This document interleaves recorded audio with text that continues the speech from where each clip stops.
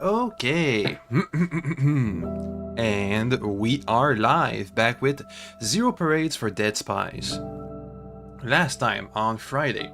First of all, please excuse me, I had to delay the stream on Saturday to this day because it was, let's say, the conditions were not suitable for streaming, unfortunately. So, what happened last time on Zero Parades for Dead Spies? We found the office of our colleague, who turned out to be dead, and we had to escape. We were tailed by some random guy, the guy in the ugly coat, who apparently works for a rival spy agency. And now our next contact that we're supposed to be contacting is a secret prisoner, and to do that we gotta use a special phone in a place west of the whatchamacallit, the bazaar, or the market, whatever it's called. And also along the way we gotta try and get a train for something or other, hard to say why. But I'll try and pick it up anyway. Let's go. Boop. Because we have a bunch of skill points in reserve, we can retry a couple of checks. Like the one with the guy for the red disc. But first I want to retry the check for the train. And also, let's explore our environment a bit more. As far as lockpick. Oh. What do I see? Small white flowers have opened up at the touch of a sunbeam. Tight buds unfurling. Pale, fragile things. A delicate fragrance rises from the bush. Jasmine. Does smell nice, maybe I can relax? I do need to relax. You breathe in jasmine and cold air, soft and thin as hope. You blink. An hour has passed. The sunbeam is passing too. I didn't even relax. Dang it. Oh well. Where's the guy who was drunk and collapsed around the bar? Should be around here somewhere. There he is. Back for more. He offers you a grin he doesn't seem to have a firm hold on. Do I exert myself? No, let's exert ourselves on the next try. Oh. Oh. Aw, failure. Fuck it, just grab it. No, Grab it! don't. Surprisingly fast reflexes. You would try to take even this from me? A cruel world for Minamoto. Crueler than I remember it yesterday. Let's level up and exert ourselves, and then we'll try and take something to decrease our anxiety. Dossier. This is personalism check. Loneliest. Up. His half-hooded eyes Exert. struggle to locate yours. Go! 70% chance of success. Failure again. Fuck it, just grab it. No, you don't. Surprisingly fast. You would try to take Again! goodbye. This will decrease our stress a bit. Actually, maybe having elevated anxiety is going to help our check. I don't know. Again. Whoa, whoa, whoa, whoa. Boop. It's getting pretty high level. Lonely. His half-hooded eyes struggle to locate yours. 60% chance. Failure again. Fuck. No, you. Surprisingly fast. You would try to take goodbye. This didn't even make me more anxious. Again, we're gonna spend all our points on this. Lonely. At least we'll have high personalism. Half-hooded eye. Might come in handy late. Success! Woo! Might come in handy later. This man is no would-be passenger. He craves to be the track, to be wheeled and chewed upon without remorse. Oscar, you're thinking about the train the wrong way. Am I? Picture Lolita, what is she? She is powerful. She is all-consuming, tenacious, unrivaled, strongest. His eyes float over your shoulders, growing wider. She is the train, you are the track. She is train. I am track. I was beginning to think I didn't need this, any of this.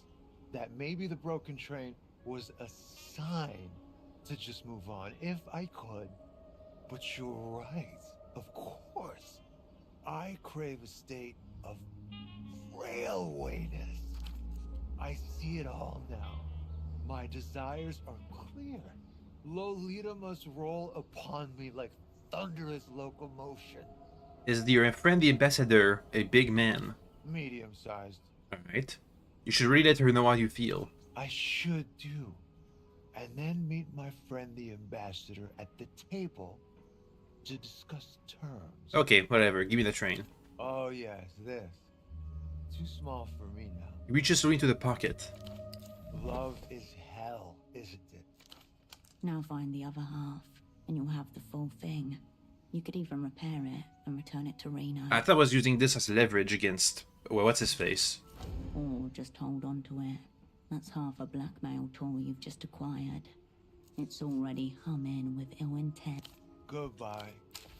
Okay. Any other checks we gotta do? Instincts, records, poetics, technoflex. Entanglement. Our home stereo system. I think we can do technoflex for the format fetishist. But first let's reduce our anxiety a bit. With whatever items I've got. To do that. Anxiety -2. Thank you. Anything else? Anxiety -3. There we go. That should help.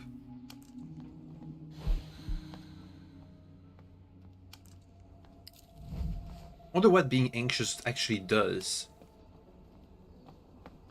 No clue. I should have checked before, but too late now. It was a status effect. If only I knew how to check my status effects.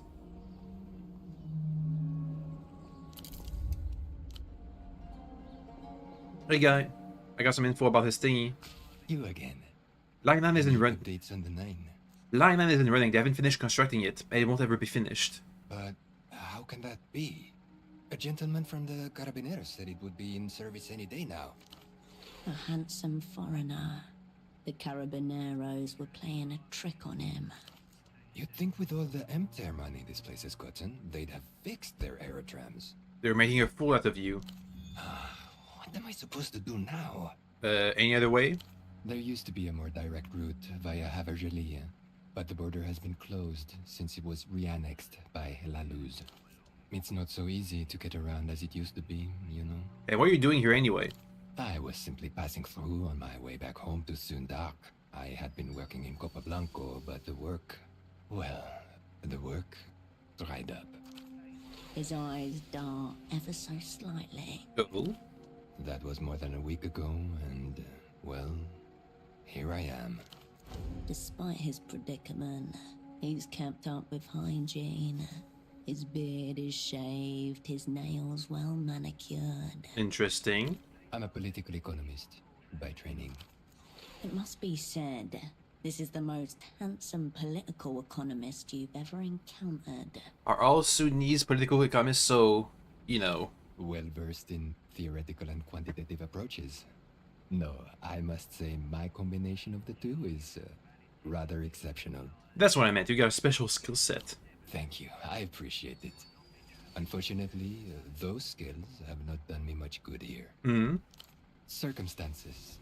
I studied on a very generous MTER stipend. One of those programs to take gifted but under-resourced youths from the periphery and educate them in the developed world. But recently, the Sunnis government bought its first computer. Suddenly, they found they no longer have any need for political economists. You're the front of the future, so soon we'll be all part computer. I hope what you say is not true. Though I fear this is the future some have in mind for us. One national computer in the right hands could be, as they say, a game changer. Long story short, reality forced me to make alternative arrangements. So what are you doing? How to put this? You're surely familiar with the concept. A somewhat rich, older lady wants a nice exotic husband, without the lifelong commitment, yes? Mm-hmm. Meanwhile, a clean, well-behaved man from the periphery wants to see the world, but lacks the necessary capital. The woman pays for his relocation and gains a valuable commodity. A high-quality Sunnis husband. No twitch, no hesitation. He's reclined into that reality long ago. If a woman of means wants him over other options, that makes him a luxury. He likes that. You're a mail-order groom. A man by mail, a direct order dick. There are many names for it, some more vulgar than others.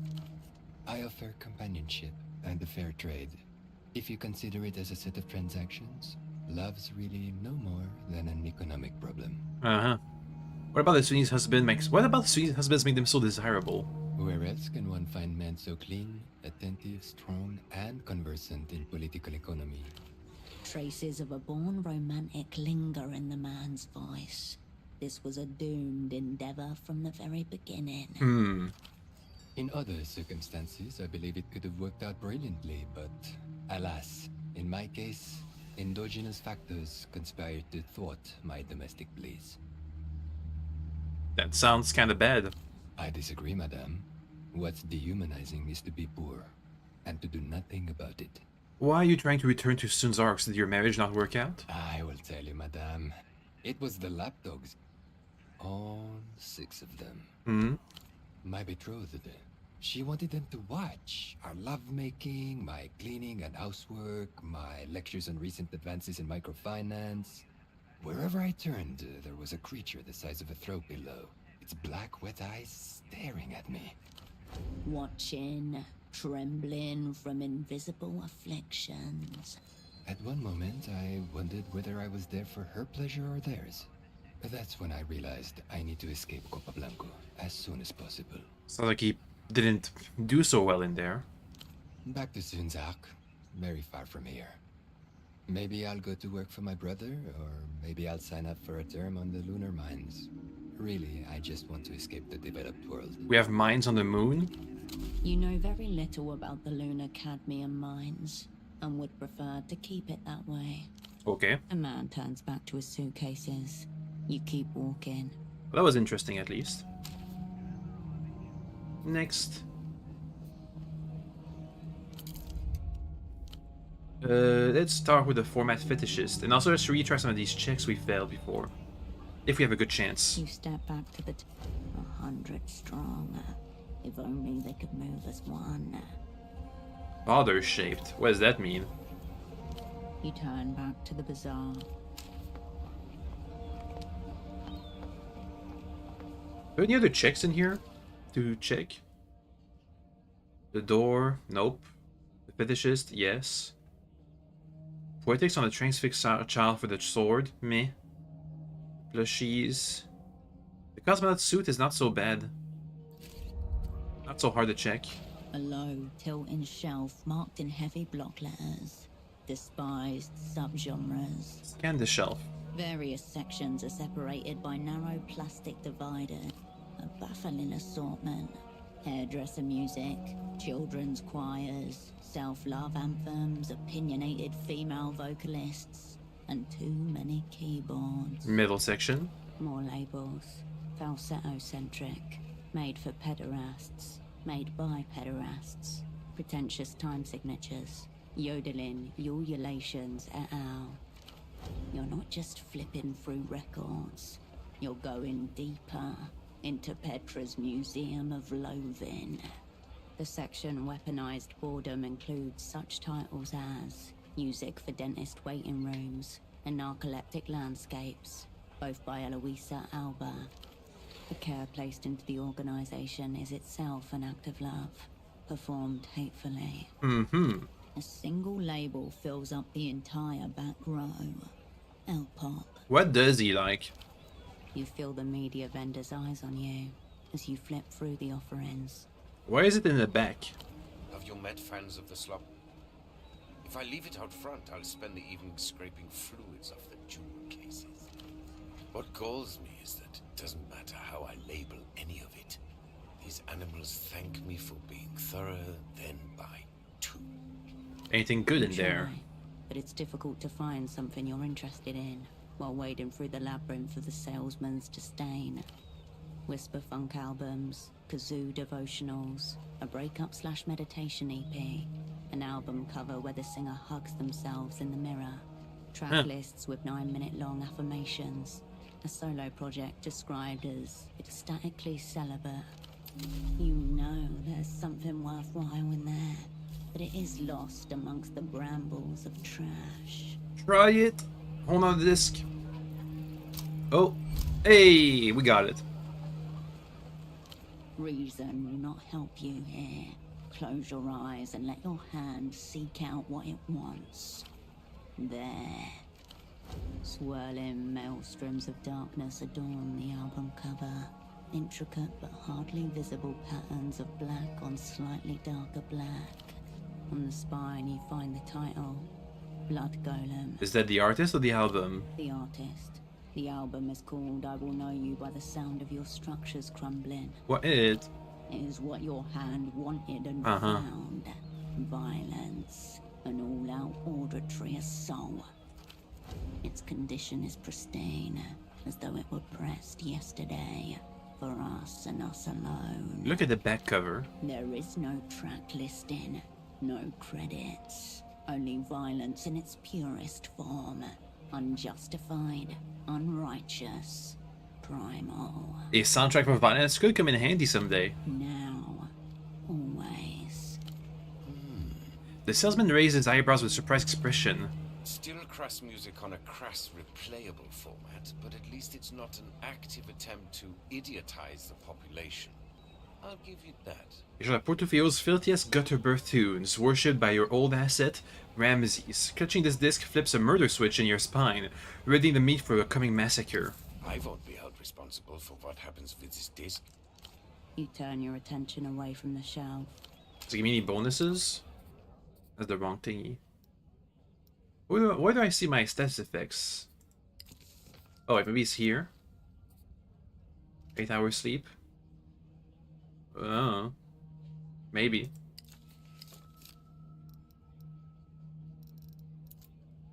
I can't equip it. Anyway, let's talk. Ask about the red disc. Good replay. We got a decent chance. I talked to the boatman about your my colleague now. Give me the reconstruction option, please. Oh, not good.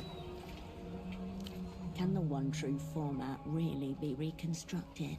Isn't its singularity that which makes it true? Peter? What? Yeah, it's Oton, yeah. Please stop. I'm well attuned to people mocking me. Oh well. I talked to the boatman about my I colleague. thought I asked you to kindly shut the fuck up. Clearly, I'm not expressive enough. Let me hammer the point home. If I have to hear any more about your communist friend, the Weeping Eye, or any of the other shady transactions you people are involved in, I'll slit my wrists with a shard of velo disc and bleed out right here in front of these children. Is that clear? With the cartoons they watch, the show probably love it. You make a valid point. I would probably have to choose a less visually appealing method. Still, I want to hear none of this. Can I buy some music off of you? Shelves are over there, Uh-huh. replete with crass, replayable formats. Oh yes, her, Your new boss. Lana, Blama, something like that. Carmuna's not a fan. That's because the kid skims her crates. Privilege of rank for you. What's she like? Utterly tasteless. You know the kind. Skips around listening to music on liquid storage vial. What's that? I attempted to discuss Einzeltone XR with her.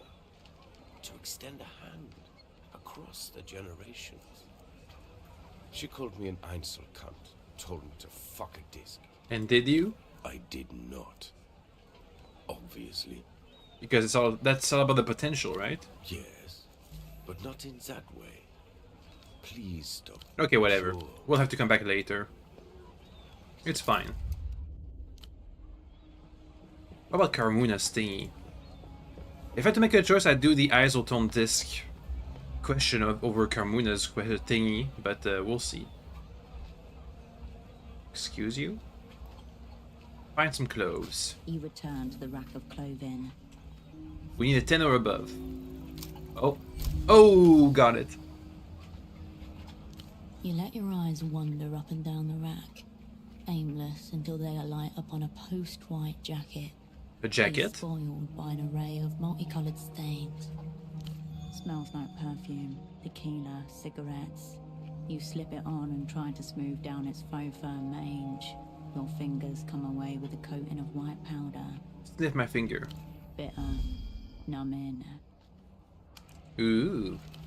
Your eyes guided you to a real garment there, Menina. You could pass for one of those Lusian pop stars in that coat. The jacket has cocaine on it. Free of charge. See? Bargain. For you, 25 so. Okay, I don't have the money though. Carmuna is short on patience. But Hangers scrape again. discount for you, Menina. There's 2 gray matter, minus 1 nerve, 1 doppelganger, 2 poetics. I do need poetics. Some sensors, some records. Give me that. We'll turn heads with those, Menina. The racks swipe. Kind I'll of discover calm. primitive accumulation. Is that all you're And it You'll show attention-seeking. You turn away. Okay, one thing at a time. What is this thing? 41 minutes of +1 nerve, +1 instinct. Good. Primitive accumulation. Blueprint skill potential +1. Steal from vending machines or raid more trash. Working these side jobs, simply lose reinforce effects, gain relation disadvantage. Meh. So it means we don't want to do any side jobs, basically. Which is not great.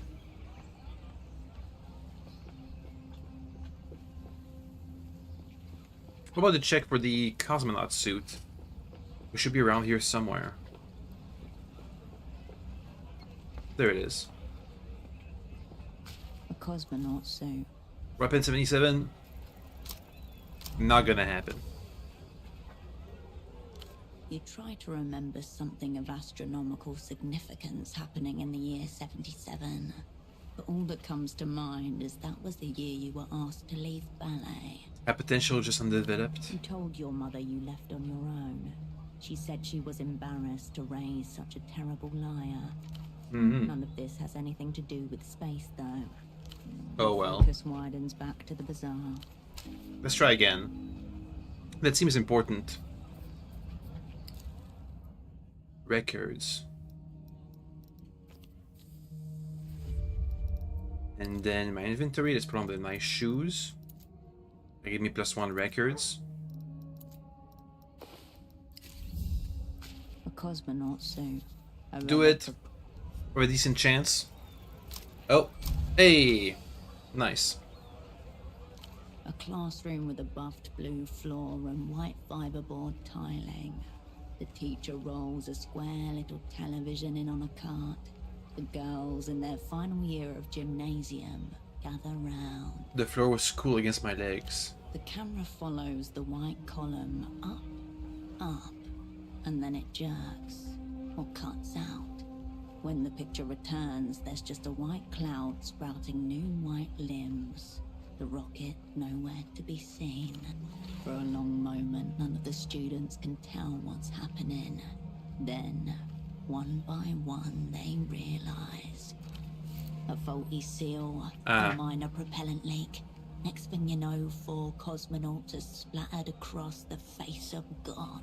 The rocket exploded. The end of Project Autonomia, engulfing with it Portafero's dreams of stars. We watched it live on TV. You and millions of school children the world over.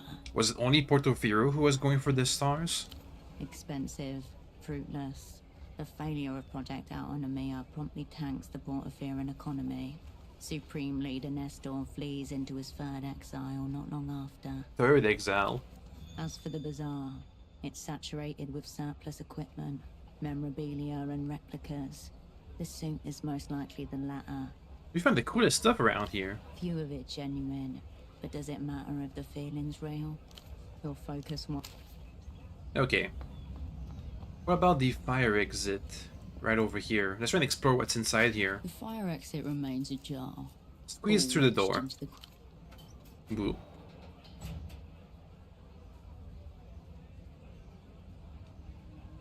You emerge into the dark insides of a deceased mechanical beast.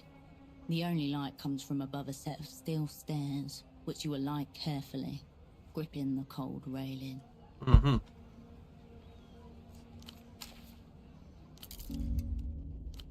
A terminal.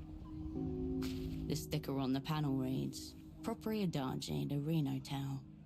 In the center, the company's familiar dolphin mascot grins at you. Open the panel. Inside, you find a dirt-covered computer terminal.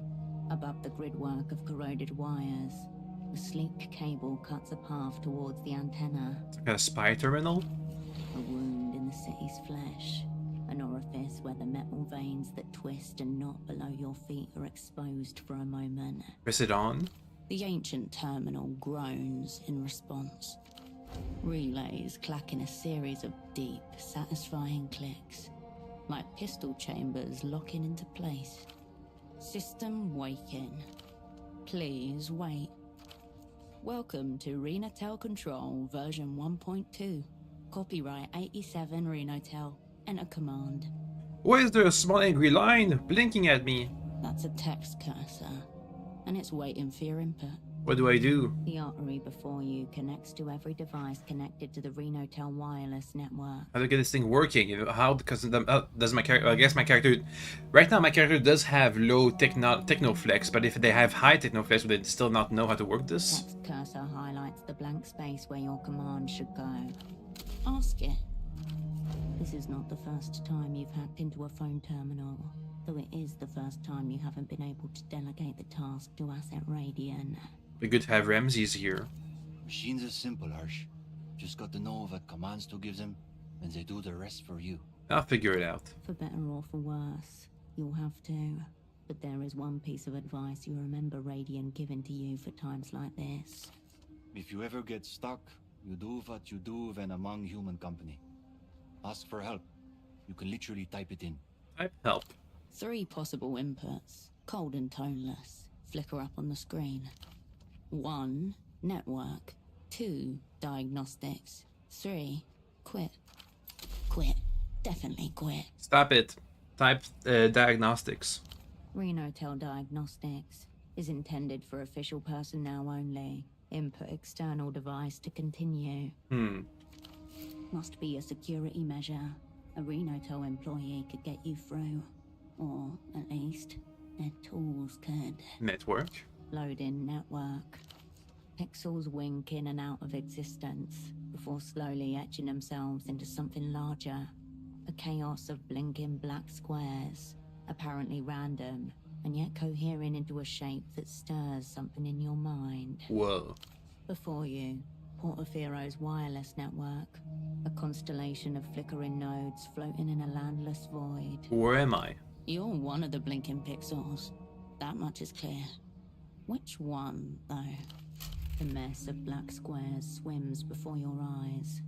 You have no idea. What's the empty looking area to the north? You look to a region of the map where only a few scattered pixels blink amid stretches of empty screen. Ocean, probably. Dang it. What is the big tangle here in the middle? The densely populated heart of the city, where terminals pile on top of each other, dozens to a square meter. Specifically the dual centers of Bootleg Bazaar and Party Alley and... Alright then. Quit. Goodbye. So we should keep the fire exit open, I believe. Unless if I take out the ball to help with the engineer. The fire exit remains ajar, ball wedged into the crack. That means I'll close off the door, but can I reopen it? You pocket the ball and close the fire door firmly. Can I reopen that? The fire door is still tightly closed. You raise your hand to wave at the engineer on it. The door sits flush. Oh well, I don't think... We had low technoflex skill. Move, please. Move. I'm stuck. Move. Uh-oh. The fire door is still... The door sits flat. Okay, I'm unstuck. I don't think we were gonna be using this thing, and if we are, then probably there's gonna be another way in. It's fine. Coordination +1. Put it on. Let me put my shoes back on too. Over that gives me -1 poetics. Doesn't look so great. But sensors +2 is pretty strong. Sneakers. I want my other shoes back. Yeah, these ones. We just need the next slot and we have almost everything put on. I don't like the cap, I'm taking it off.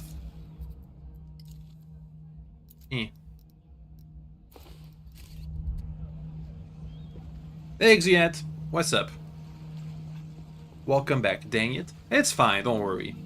You didn't miss much, we were just redoing some checks we tried and failed last time, it's fine.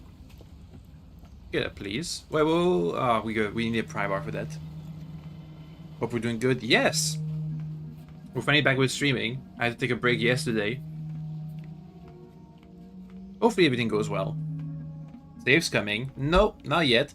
By retrying checks, what I mean is that we can unlock our checks if we either get improved in our skills or rest for a day. And this is the next day, so we have a bunch of checks reopened. Speaking of... Yeah, we're about to redo this check, the gray matter. Let's see if I can get anything to help my gray matter. Let's see, anything that's debuffing my gray matter right now? No debuffs. But can I buff it somehow? Nope. Oh well. Welcome back. Quite the commotion down there. 8% chance to succeed. Have a seat. Contemplate the nature of your punishment. We 11 or 12. Very low chance. Nope. Nope. Not gonna happen. Whatever thoughts you tried to summon are carried away by the wind whistling through the metal. No. That's not how it works. But maybe next time. Oh well. The pylon man offers a simple shrug. I closed the fire exit. I saw. A true public service you've performed. I fear I've made a great error. Interesting. You've set my thoughts at ease while troubling your own. Thermodynamic, in a way. I'll think about it. Okay, bye. Perhaps. Whatever. Let's head west and try to find a payphone, the tapped payphone. And see if we can get kidnapped to the secret jail so we can meet with a secret prisoner. And also we have a side quest to find What's-Her-Face's dad, who's been kidnapped as well. Maybe we won't have to be kidnapped, maybe we'll just get to reveal the location of the secret prison. We'll see. Spy stuff.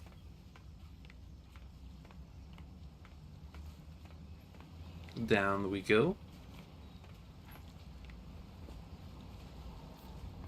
Go, go, go. We have to head west and find the phone.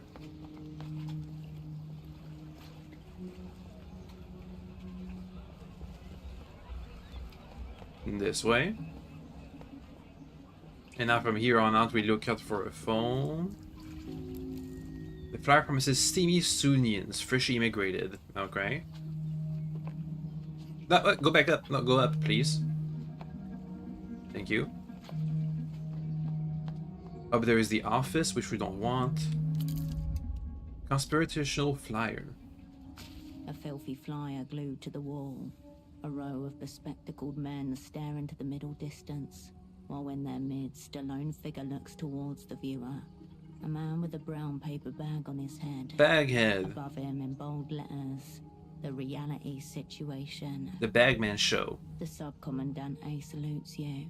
How can I watch the show? Bright yellow letters highlight a time slot. Every day from 13 to 22, channel 117. I got a good grasp on reality already. His stare seems to say, so you think. Uh-huh. Bagman's stare seems to harden as he watches you walk away from his flyer. Payphone! This is the one.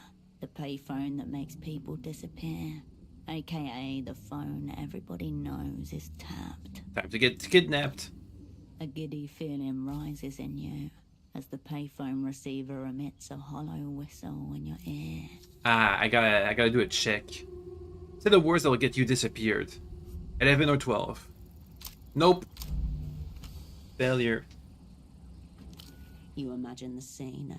Tempo's associate, clutching this very receiver to his face and whispering something that included the keywords you were about to say, connected in ways you do not yet understand. And you hear yourself mark a number. Guardia Municipal, state your location and the nature of your emergency. Emergency is the last word you need to hear right Anxiety now. is getting raised and Reminder raised. of the danger you're deliberately putting yourself in. Auntie's planet. Fuck. Wait. You know, it was kind of funny at the beginning when he was just the old man. But it's wearing really thin now. Old man, he was kidnapped. The line goes dead without another word. I have to try again. Maybe this whole thing is a wild goose chase. You could just be grasping at straws. Hang up the phone. We have to look around for clues and try and get our skill level up, so I can retry this check to progress the story. Oh well. Let's have a look around. Gotta talk with people, do some stuff. Requires chain cutters. I do have chain cutters. I gotta equip it. Toolkit, please. Hey, some cigarettes. Nice. There's a guy here who's drunk. We don't see these. We don't recognize them. There's a bunch of stuff here. Ooh, pants? Space Program Memorial Bottoms. +1 coordination versus what I have, which is +1 doppelganger. Meh. The trash is a bunch of stuff. Yoink. Oh, a bunch of people are here. Vending machines. Always come hang with the undergang. The Untergang. A monolith of gleaming beverages, in case one catches your eye in particular. A striking red and black can marked Heifer Red and Black Special Edition. Why do I care about this? Delicious scarcity. Obtain. It's $3, I only have $2. Nope. You may find it impossible to forget. Heifer Red and Black Blend Special Edition. Why do I have a compulsive buying? Elderly men. You're not Portaferran. The old man looks you up and down. As he addresses you, the gazes of his two table mates veer towards you, like cataractic headlights. Yep. Foreigners always have the best stories, much more interesting than the local fauna. And you're a long way from Marcia. He smiles knowingly. Clocked you instantly, even though your accent has been diluted in the decade plus since you left. What happened, sugar tits? You get lost? Or are you just looking for company? Kill this lecherous geriatric. Say that again, I'll put cigars out in your high holes. Ah, come on. It's just a term of endearment. Do it anyway. I would pay to see that. Would you pay to see that, Joe? I do need money for that special edition can. Almost totally silent, the third one just breathes and nods excitedly. Animals. That's how it is with most pilots, though. Here. A shot glass slides right across the table to you. Cheers! Schnaps. It washes stinging down your throat, followed by a kind of anesthetic vapor that rises all the way into your sinuses.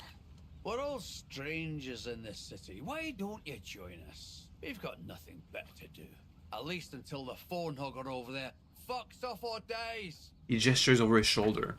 Not 10 meters away, a young man clutches the payphone to his ear, whispering urgently. If you're pilots, why are you on the ground? Ex-pilots. Does Joe there look like he could get anything up, let alone a plane? None of you do. Wrong. Me's a man of the skies, Blondie. I'm just between landings at the moment. Uh-huh. A big hit of his own dwindling supply gives the old man a fleeting high. What's his deal? That's loud, Joe. He doesn't talk much. I'm pitching. Ironic. And as for your friend, that's Slava. How do you get those call signs? Slava used to be the name of a fishing port company out of the north. My main cargo for a while. Uh-huh. Packages stunk to high hell. He shows the ball to Pigeon. Guess. A dirty little city bird. A winged rat. A nuisance bird eats cigarette butts. Sure, why not? Man's got no compass. Him couldn't make it to the pier phone without using radar. Joke's on you all anyway. I never minded pigeons. Tough little fuckers. That's a lot of dialogue options. So I get some XP from this so I can level up and retry that check back there. What kind of pellets are you? I did clockwork freight. Perishable goods, fruits, marrow fish. Whatever spoils quick. Military. A haughty tone to his voice. Yal's lips move, but the only sound that escapes them is an airy rasp. The saliva smacking in his throat and mouth is louder than any words formed. He can't speak? Oh, he can speak. Just not a whole lot of sound comes out. Question of vocal cords. Loudjaw was what they call a lamprey. People smuggler. That's way cooler than whatever you were doing. Flag meat chortles air up from the man. Joe ran low altitudes missions in and out of the territories for, what, 10 years? Ye... Sick. Sick is what they do to you when they catch you. Lao Shuao just stares at you, his mouth twisted into a humorless grin. What they did to him is the reason why he can't speak. Of course, a more technical pilot might have made it out, but... So where are you guys from? Officially, we're Lucian. He chortles and his companions join in. Loud Giles glottis spams him in silent mirth. Even Pigeon permits himself to chuckle. And unofficially, we're exiles. The reunion came for us. We came here. ah, The laughter leaves in its wake something like conversational scar tissue. The reunion, the Losers' grand annexation campaign. Slow, legal, often bloody. A creeping tide reclaiming every few years one more of their old colonies. alright, so they're from a formerly independent nation. The reunion is coming for Portofino too. If it is, I won't be around to see it. Liver's on its way out. Cancer will get me before the Lusians do. That smirk, like he's somehow gotten one over on Faye. Time to carry the drinking, go on style. Working on it. Cheers. Cheers. A few hundred brain cells Delirium with it. presently fizzle out in unison. Anyway, you're the foreigner here, Mercia, so you tell us. The Lucians think they'll be here anytime soon? If they can, they will. Hear that? Smart and good looking. Either way, that's for you lot to worry about. I'm out the door. How'd you get here? The pilots exchange a look in silence. Tell you what, Mercia. You grease my gullet. I'll tell you some fucked up stories. Maybe we get some XP out of it? You know what he means, but you can't help it. An apple-sized dollop of lard melts between hand and chest as you massage grey tufted folds of old skin. You know what he means, but you can't help it. Let's just start greasing his gullet, literally. Come from somewhere else doesn't in and itself make you exiles, you know. Hey, well, I still have my tenantry passport. Stamped and all. Could fly back any day. A particularly brutal annexation. The tenantries were razed almost to the ground. What remains is a shrunken capital surrounded by non-arable land. Is there anything left to go back to? Would you look at that? A Mercian who actually knows something about the world. Of course there is, sugar. Bright sun, sandy beaches, a mass grave somewhere with the bones of my parents. The pilot, Tell you what, you know what he means, but you can't help it. Oh well. An apple-sized dollop of lard. Wish I could say the same, sweet lips. I have to come back for this later once I have a higher sensor skill. What do you make out of Portofino? It's got a couple things to recommend it, eh? He wags a flirtatious eyebrow at his fellows. It's a bit shit, but it's fine. That's it? Sociable enough. Like friendly dogs. What's about the phone hogger? Just another foreign money man.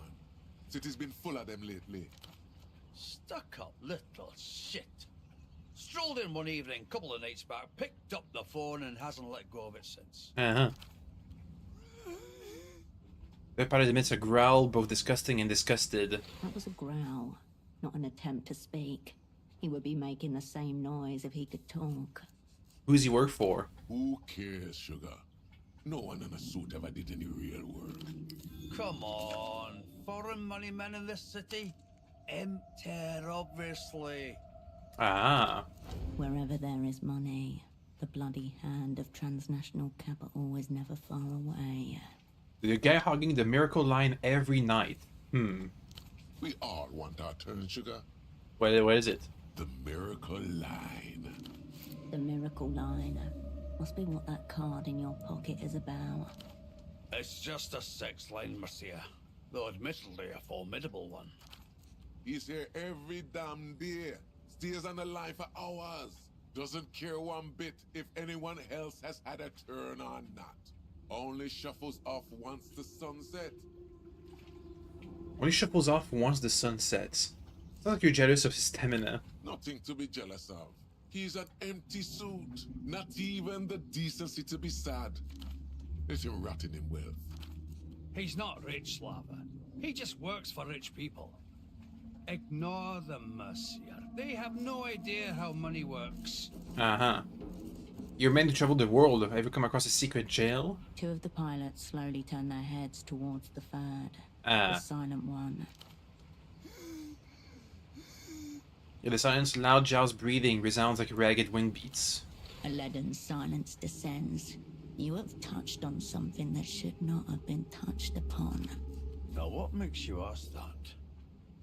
I'm sure interested in conspiracies, state secrets, places that are not supposed to exist. Well, we're not. Not how we get our kicks.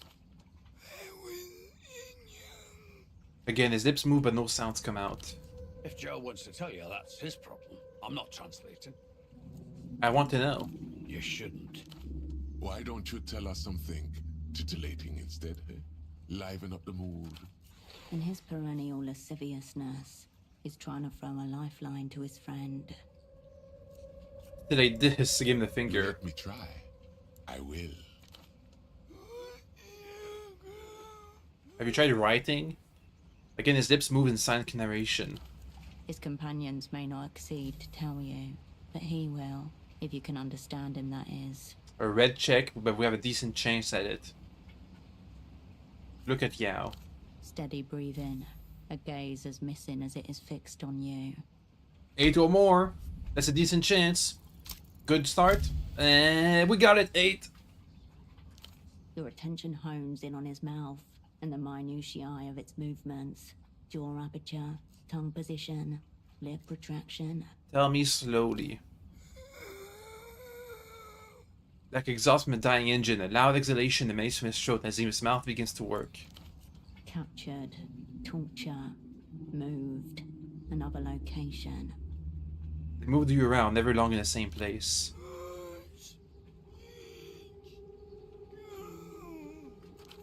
Different, clean, doctors. Ah. At some point you begin to see the story behind the words. After weeks or months of being hauled around like dying meat from one grimy torture site to another, suddenly he arrives in a sterile facility. Behold, the true face of the so-called developed world. They took you to a medical facility.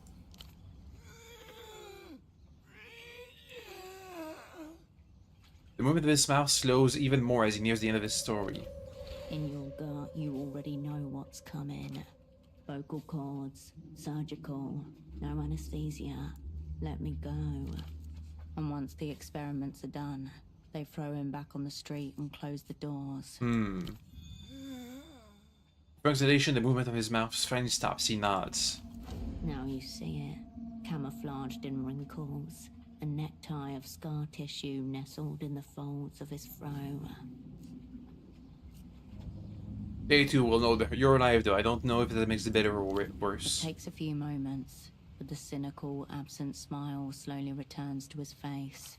Hope you're satisfied, Marcia. The sick stuff I'm going to need to say to Duchess after this. I'm looking for a colleague, a stock importer. From the super block, eh? Interesting. But no.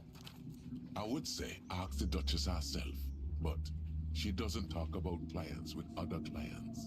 She's professional like that. You'd know what it looked like.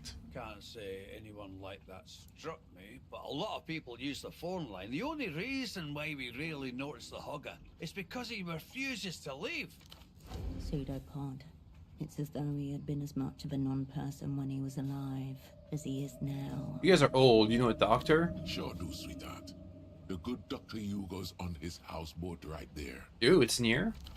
The one called Zhao points to the path behind him, along the water's edge. Good to know. Reassuring to know that no matter how hot and heavy it gets, we're only 10 feet away from resuscitation. Got some questions about the miracle line. Please, sugar.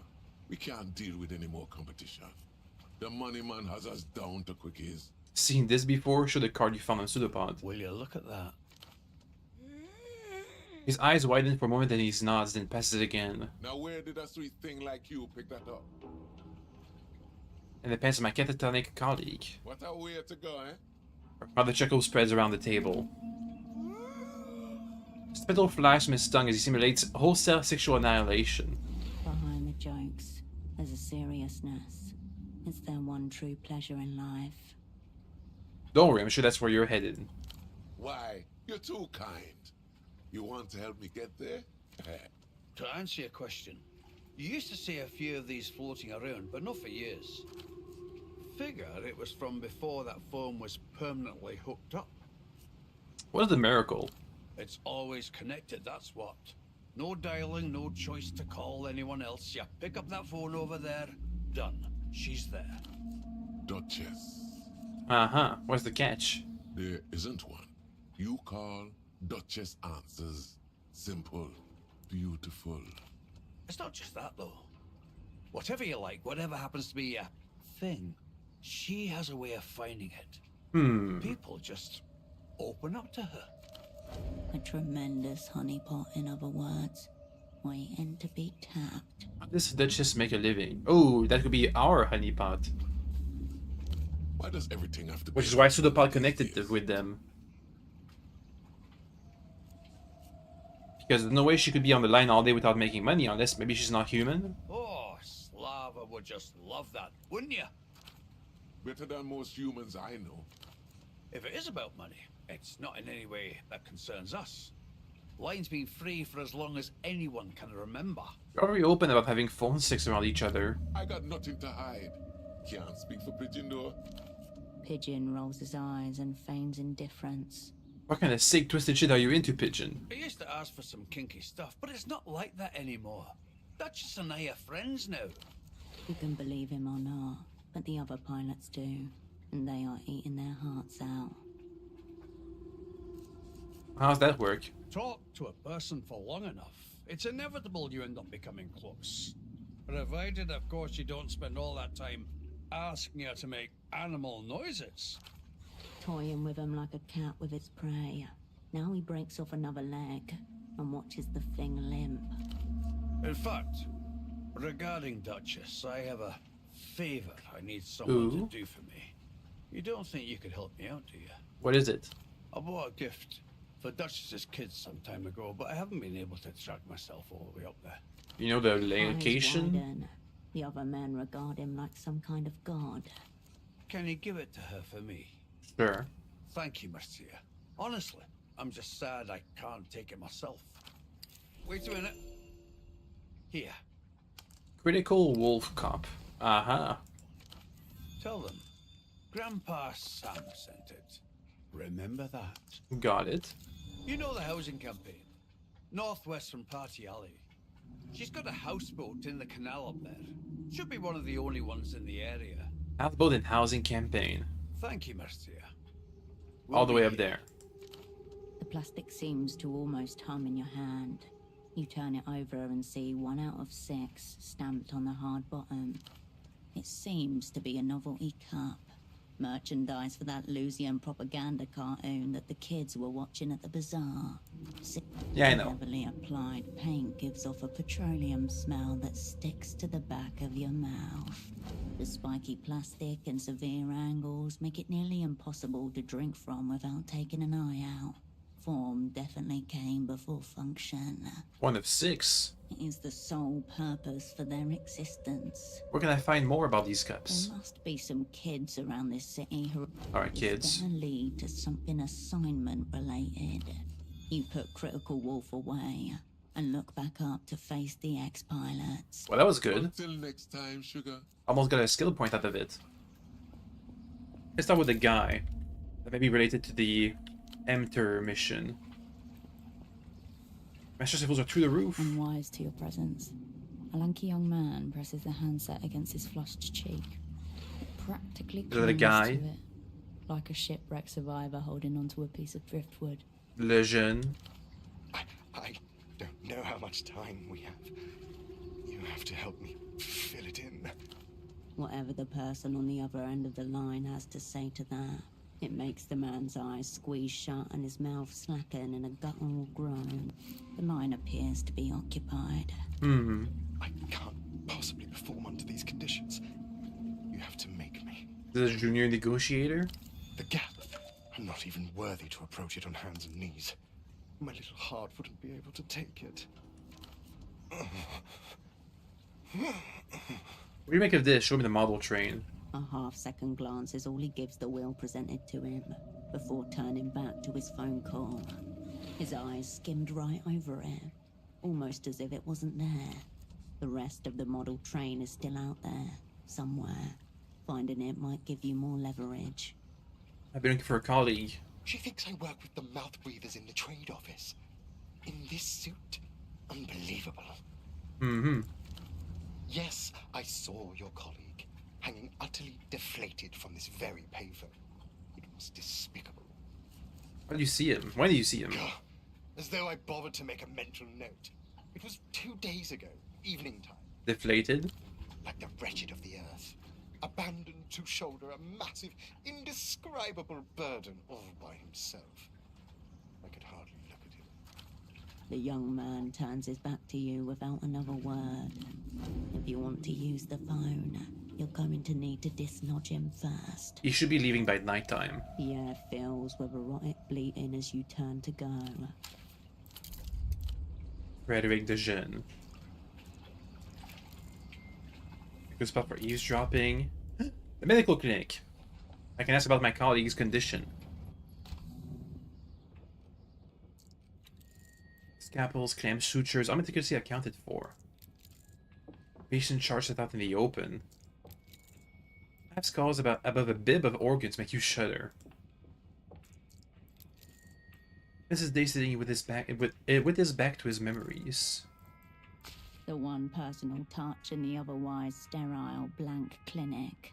The wall has been decorated with photographs, documents, evidence of Dr. Hugo's existence. Examine the documents. Lights glint off the glass as you read what's under them. Multiple medical school degrees and a city of Portofino license to practice. The license is real, but it's out of date. There's a faded stamp half hidden behind the frame. The renewal date reads Octos 91. Interesting. Perhaps something to confront the good doctor about. Look through the photographs. A collage of someone else's life begins to take form in front of you.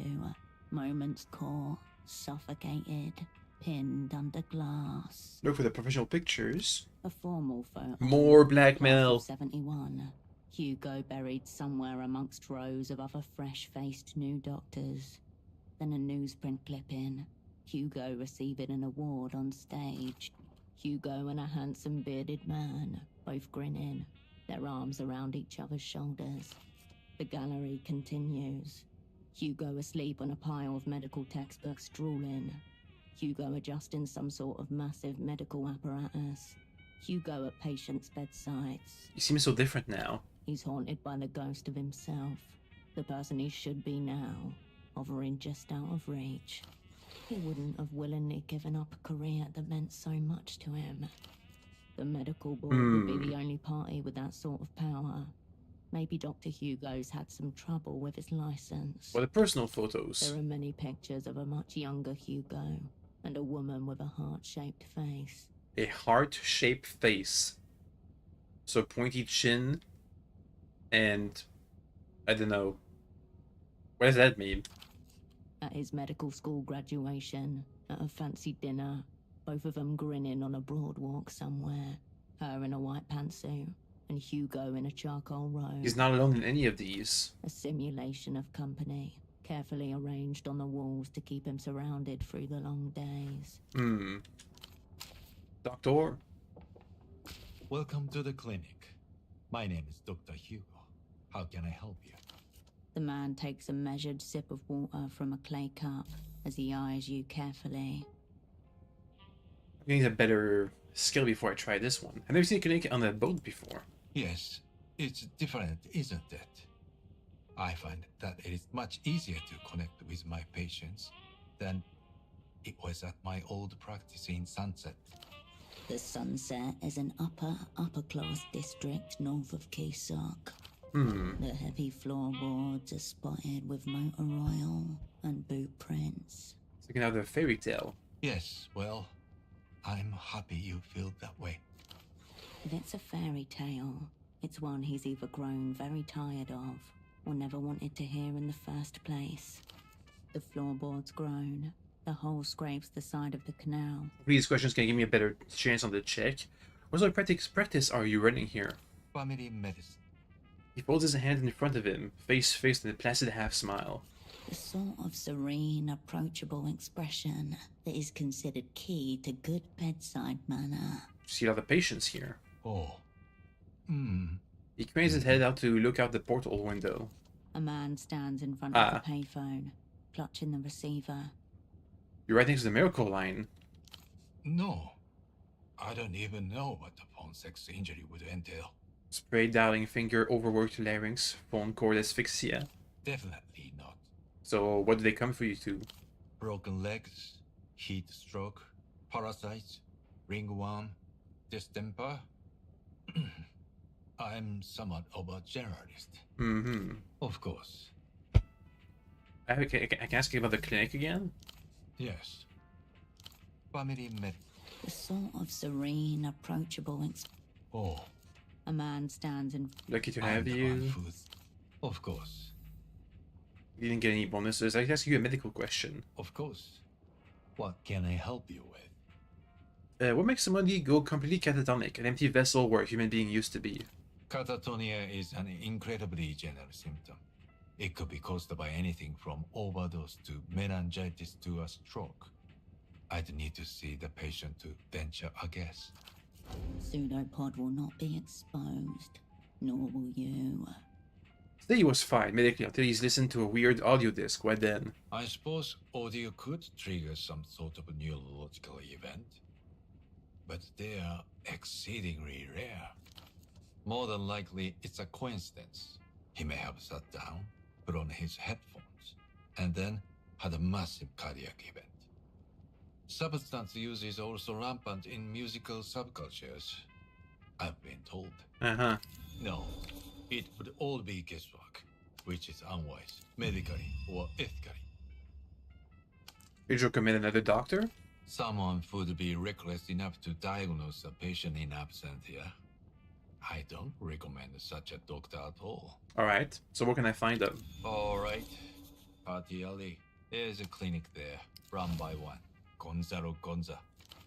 As he pronounces the name Gonza, a hair-tingling scream echoes along the canal. He might be willing to help. Frankly, you two may even get along. Okay, good point. He gives you a brief nod, and nothing else.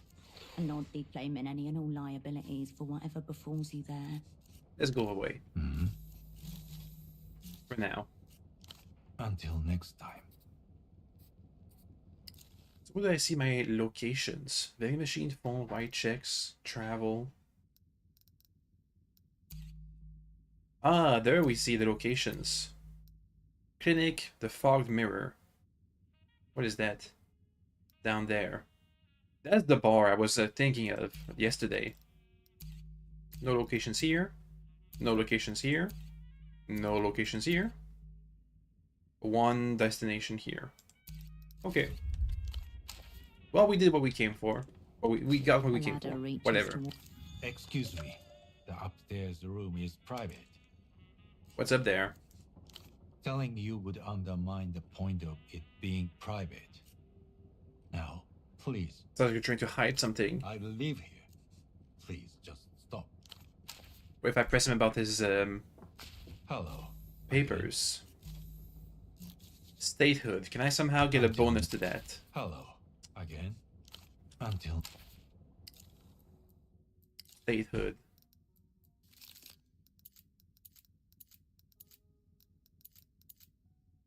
Yeah, these decrease my statehood. I get actually I could have a bonus to +1 on statehood. Let's exert ourselves. Again. This gives us now a 90% chance. 11 or higher. Bad, bad. It's a failure. Hit this costume fraud with an undeniable truth. The bureaucrat's date stamp. Your license expired. No, it's not. He has denied the undeniable. Prepare the bunkers. Looks like it says Octos 91. Perhaps you are not familiar with how medical licenses work in Portofino, being foreign yourself. I assure you, everything is well in order with my papers. Paranoid thinking can sometimes be symptomatic of other issues. Do you suffer from frequent urinary tract infections? Sounds like a paper-thin lie. Outrageous.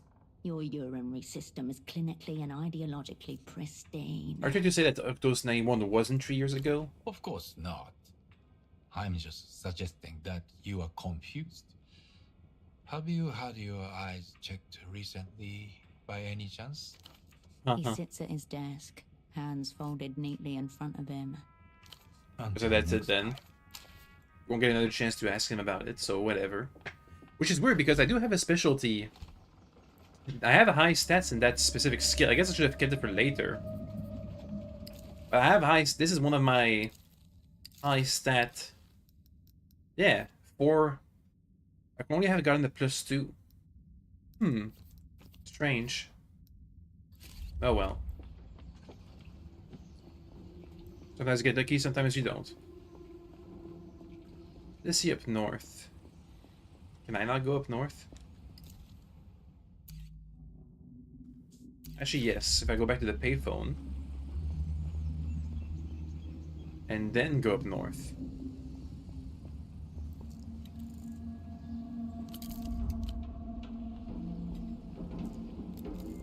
A chair for whoever used to live here.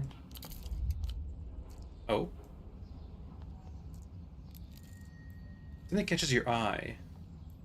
A tarp. Some kind of shrine. An altar to Belarus, the bazaar's unofficial patron star. It is cluttered and precarious with offerings. Look at the artwork. A spectacle of Portofino humanity. The steps worn with years of its visitors' hope and grief. Whatever their meaning, they were enough to summon you here, now to this shrine rammed into the side of the city. I think doing a red check is worth an exert, but let's look at the stuff. Ink stains and knife scratches adorn the shrine. Jagged words cast toward the flickering skies. In your guiding, we learn. Do you envy our brief, searing lives? Marco loves Puss Puss. As you fade, we follow. Examine the offerings. A collection of cheap plastic photo frames, haphazardly arranged on a red checkered tablecloth. Each heavy with significance. Between them lie offerings and totems.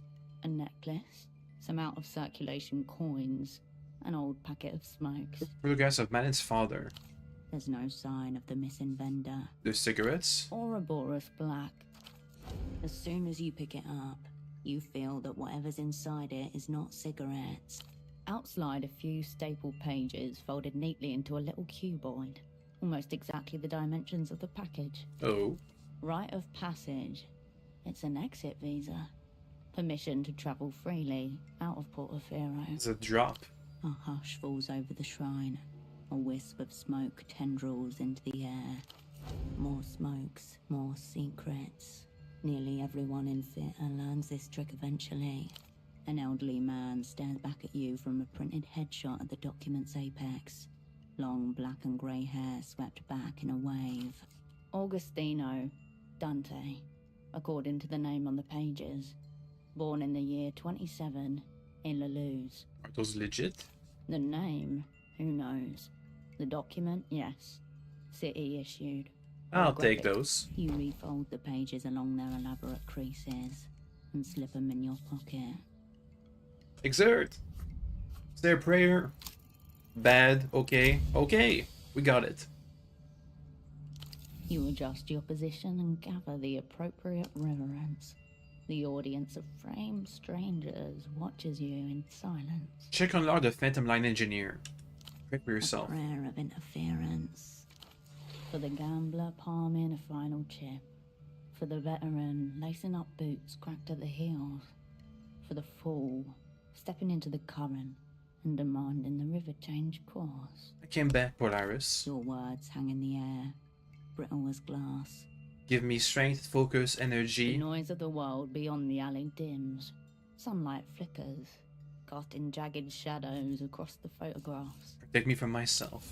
Your words are gone as they are uttered, careered upwards on the air's invisible wires. Blessed by Polaris. Dock workers' voices carry to you on the breeze. Will last for 1 day. +1 doppelganger, +1 cold reading, +1 entanglement. Pretty good. I need this anxiety to go down.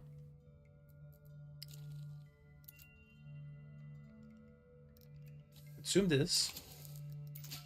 And then... am I out of consumables? No, I'm not. Boop. That'll help.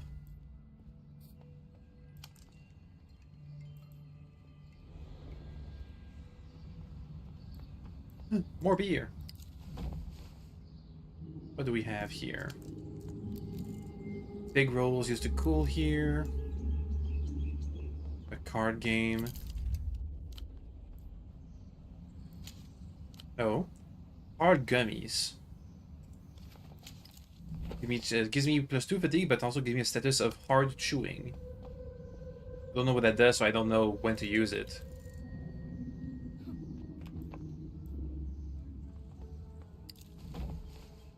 Some cigarettes. Cool. He said he saw a pigeon eat a cigarette, but one time. Cobblestones awash in early morning lights. Vespa hovers by the fogged mirror's doors, his cap tilted against the drizzle. Oh. Surprise backup. Good. Crime scene's here. What do we have? Failure to serve before 9. 6 more minutes. Then I say we go in and ask questions. I think a snaps involved. If you insist. But I am here for work. Ugly pelota game last night. Couple stabbings. One of the regulars will talk. Why are you out and about? 6 hours in the back of a tuk-tuk, watching a bordello's comings and goings, cupping smokes to hide the glow. The boy working the door forced smiles through smeared lipstick. 12, you figured? Maybe younger. 12? I'm your backup. Always the woman for the job. The doors open. You and Vespa walk in with shared purpose. Mm-hmm. Where are we?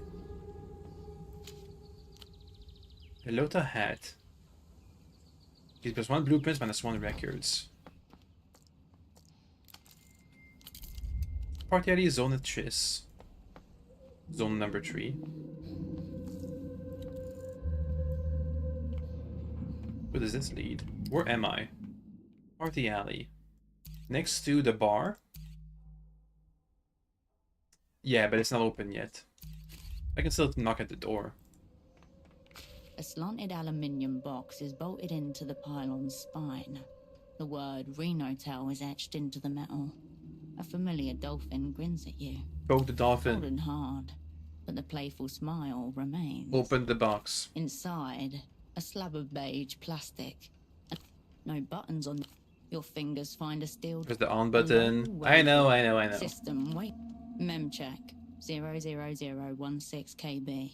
OK ports. Com1, Com2, AUX, trunk. Diagnostic mode enabled. Welcome to Renotel Control. Available commands: 1. Line diag. 2. Trunkmon. 3. Network. Can't use this for anything? Based on the available options, this is a maintenance terminal. You might be able to get information on the Renotel network from here.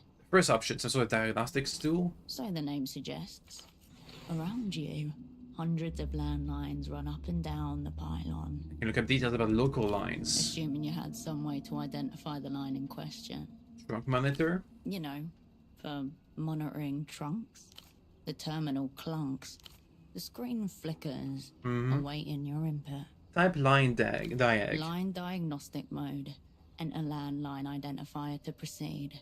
Type 77777. The machine's internal speaker beeps sharply. Spread your whole hand on the keyboard. A random array of numbers line up in horizontal formation across the screen. Okay, let's get out of here. You close. I feel like this is gonna be a dead end because I closed off the fire exit.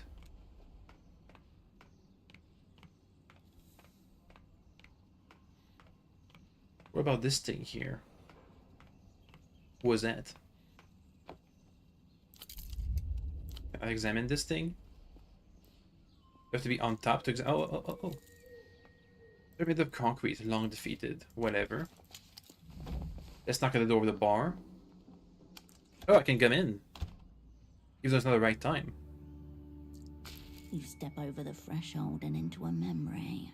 This place, this bar, the center of the frozen world. Old schnapps and the faded sour cologne of body odor and bleach. Soft yellow light filtered through cracked shades. The rumble of the ice machine.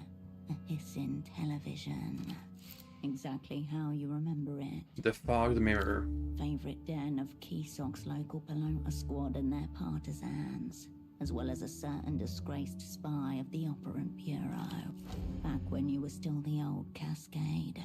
Pre-failure, pre-disgrace, pre-despair. Breathe it in. Stale air circulates your lungs. The taste is familiar. I just have a snaps for old time's sake. Your eye is drawn to the shelf behind the bar, littered with dusty bottles.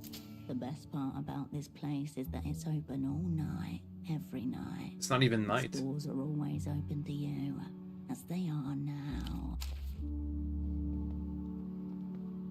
No refunds.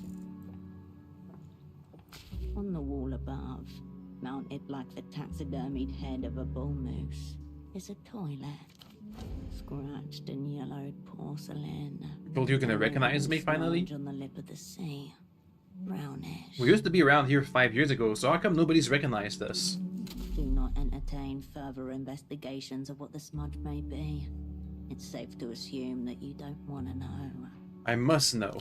From across the room, the bartender notices your gaze and the expression on your face.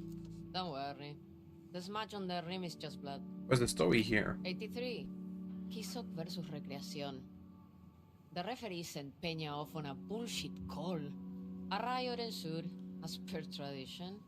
Someone ripped a toilet right out of the washroom wall and chucked it at the Recreación supporters. Nice. Keysok's pride. The moment it all peaked.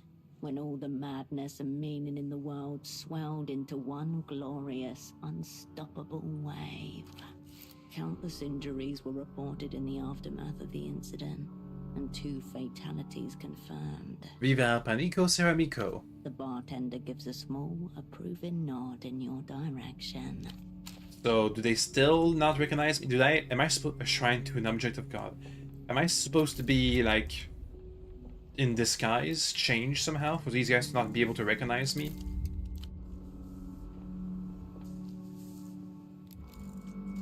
Nothing here. An older man, heavy-set, looks up as you approach. On the table next to him is a large plastic box. An accordion hose runs from the side of it and disappears between his shirt buttons. Oh. Up around. Long of you to drop by. And right on schedule, I'd say. The man with no heart. It should be said that you've never seen this man before in your life. Though I'm sure it doesn't feel that way. Is this some lame pick-up attempt? The man gives you a quizzical, slightly offended look. I'll pretend that was meant to be flattering for one of us. Some reputations precede. I heard a notorious spy had escaped from the freezer and was running amok in theater. Had to see for myself. This man must be part of our welcoming committee. The gang's legend spreads far and wide. Now here you are, in living color. Cascade, known to some as Herschel Wilk. Your stomach tightens. Predator, caution. Ah. You might still be able to play this off. Play it off. 9 or above. Bad. Nope. Play it off. Play what off? You're fucked, Hershey. All semblance of composure abandoned. Cascade, mega cool operant. Heard she retired. Got a parade and everything. A parade? Really? Must have missed the announcement. Was massive. It can only given to cosmonauts and war The heroes. box on the table hisses and groans. One of the cords appears to twitch like a dreaming snake. A little shiver runs down your spine and gathers in the small of your back. How would that work? If you have a box that does your heart functions for you, how would it know when you are exerting yourself? Would you have to manually move your box's dial to pump more blood? Let's drop the pretenses, shall we? Everyone's waiting on you. Who's this everyone? Old friends. Professional critics. Big-time players in the international organ market. What are they asking about? All kinds of stuff. They're asking, has she figured out her assignment yet? What's going on with her double? Does she still have it? Thrilling questions all. But mainly, they're concerned about your heart. My heart is my concern. Size of a fist. Weighs about 1/4 kilo. They want to know what you'll take for it. My heart's got a 10mm bullet next to it. A heart with history. There's connoisseurs who'd pay a premium for that. There's no fret behind his words. He's simply describing the objective state of things. Reminds me of a story in the paper. An Azuri cannibal pays another man for the pleasure of killing him and devouring his heart. Gruesome scene. Features a frank Anne and all sorts of unprintable details. Mm-hmm. One detail they did print, though, was this. The fella who sells his own heart accepts his payment by check. GMs find it uncashed in his blood-drenched shirt pocket. How does that work? How does that work? If you sell your heart for a check but you don't get to use the money, then why do you even do that? How much was your check for? If you believe what you read in the newspapers, our cannibal paid about 200 sol. Plus the life sentence, of course. Sounds expensive. True knowledge usually is. The opera have dropped you in a river of shit. Maybe I can help you get yourself out of it. Is your heart in there, not in the box? This thing? No. This is just the plastic box that keeps me from shaking the Manisfati. Gentle electronic tones rise and recede from it like the tide against a digital beach. Last I heard, the original article was sitting on a desk in a third-level sub-basement somewhere in Nevessa. Story for another time, I'd say. How much was your heart worth? My business, I'd say. I can have a records check. Was formerly opera. That's a good clue. What are you doing here?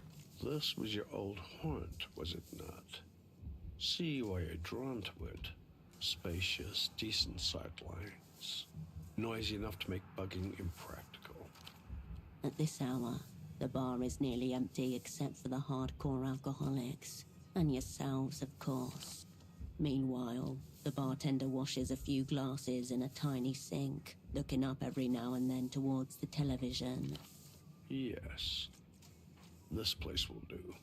I meant what you're doing in Portofino. As I said, wanted to witness your return to live action myself. Just because I'm bereft of official existence doesn't mean I can't keep an eye on the younger generation. Maybe pass along a little practical wisdom here and there. Mm-hmm. Spoken like an old coach haunting the edge of a pitch. How am I getting on? Verdict still out. You made it further than your double. That's a start anyway. What do you know about my double? Strappy coat, glasses, look of sorry bewilderment, gastropod, something like that. Doesn't really answer to anything these days. That bad, is it? He looked rather lost when we last spoke. He's in the chrysalis stage currently. What he'll become, none can say. And meanwhile, back on the material plane, that leaves you without backup. Unfortunately, that seems to be the modus these days. Chiseling hunks of frostburnt meat out of the freezer and tossing them straight into the grinder. Must be a better way, you'd think. I'm just getting my hands warm. Better grab a couple of sticks and start rubbing. Gets dark and cold here. You're gonna need it if you want to make it through the night. What's this it? It? That ineffable, inexplicable quality essential to success in theater. Frequently discussed, rarely demonstrated. Can it be measured? No, it is uncountable and immeasurable. Much to the chagrin of the chart fuckers who lately seized control in Nevesser and the other citadels of secret power. And yet, when in its presence, none can deny. Have I got it? Depends. Do you want to grab reality by the face, tear off a false skin, and stare into the abyss of stars inside her skull? Yes. There was a time when someone believed you might, seeing as they trusted you to set up the opera's last Portofino network. Didn't turn out so hot, if reports are accurate. And yet, here you are, back on the scene. That suggests your it levels haven't totally flatlined. If you lose it, can you get it back? One of the most difficult questions in it studies. Driven more than a chair of operants and math prodigies to start raving insanity. Maybe it is just luck. Given that, the consensus seems to be better not lose it in the first place. As you think I'm in the river of shit. Call it your look of haggard perplexity. Assuming that's not just your normal expression. You've been out of the action for 5 years. I've been in this game a long time. Picked up plenty of neat things that could be of interest to you. Who are my enemies? Take your pick. We're nominally in the developed world. That's Emter's home pitch. All other suits drunk in a nearby alley. One of the negotiator subclass, in bad repair from the sound of it. I understand they got operants in theater as well. By that same token, Portofino was a Lusian penal colony for a long while.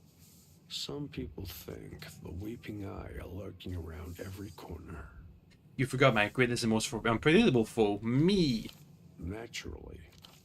The techno-fascists are really treating the place like they own it again.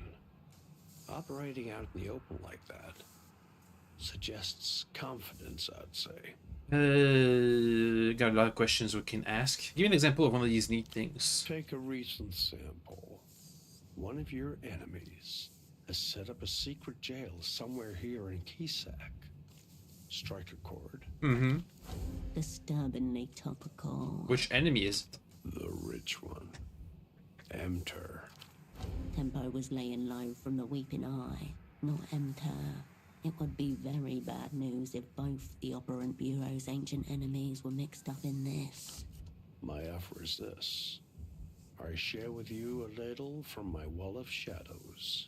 You help me with some personal research. Pretend I'm interested. What's this personal research? Reading material. There's a bookstall just north of here, unmanned.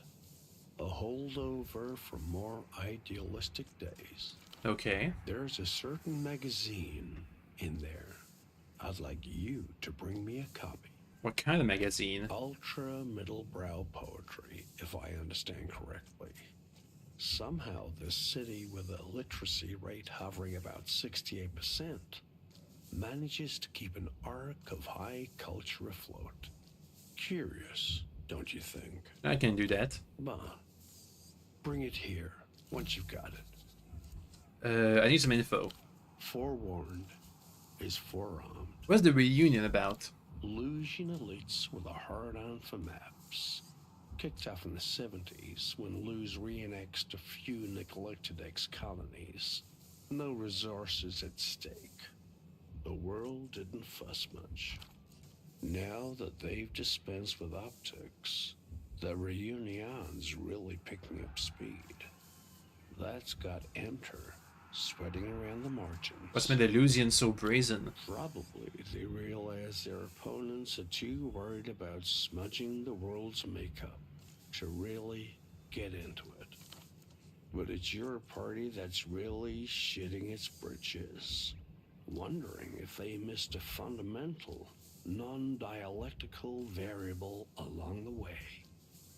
Good for them. Uh-huh. There's no linear relationship between people and history or post-history. Personally, I describe it to that pesky eye. Great derailer.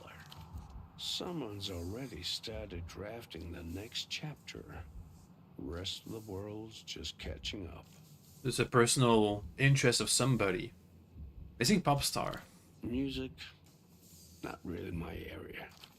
Spotted a couple teenagers in elaborate costumes. Seem to be fans of some kind. I'd say they're your source. What about the red disc? He takes the disc and adjusts his glasses to get a closer look.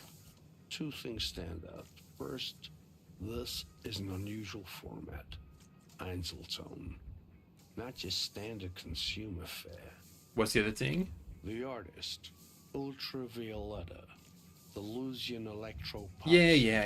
You, but from a dream. Yeah. No, nothing at all. What do you know about Bagman? Local television personality. The PR Lavendi, the less socially developed neighbor of the PR Kohila. Obviously a lunatic, an addict of some sort. I'd keep my distance where I knew.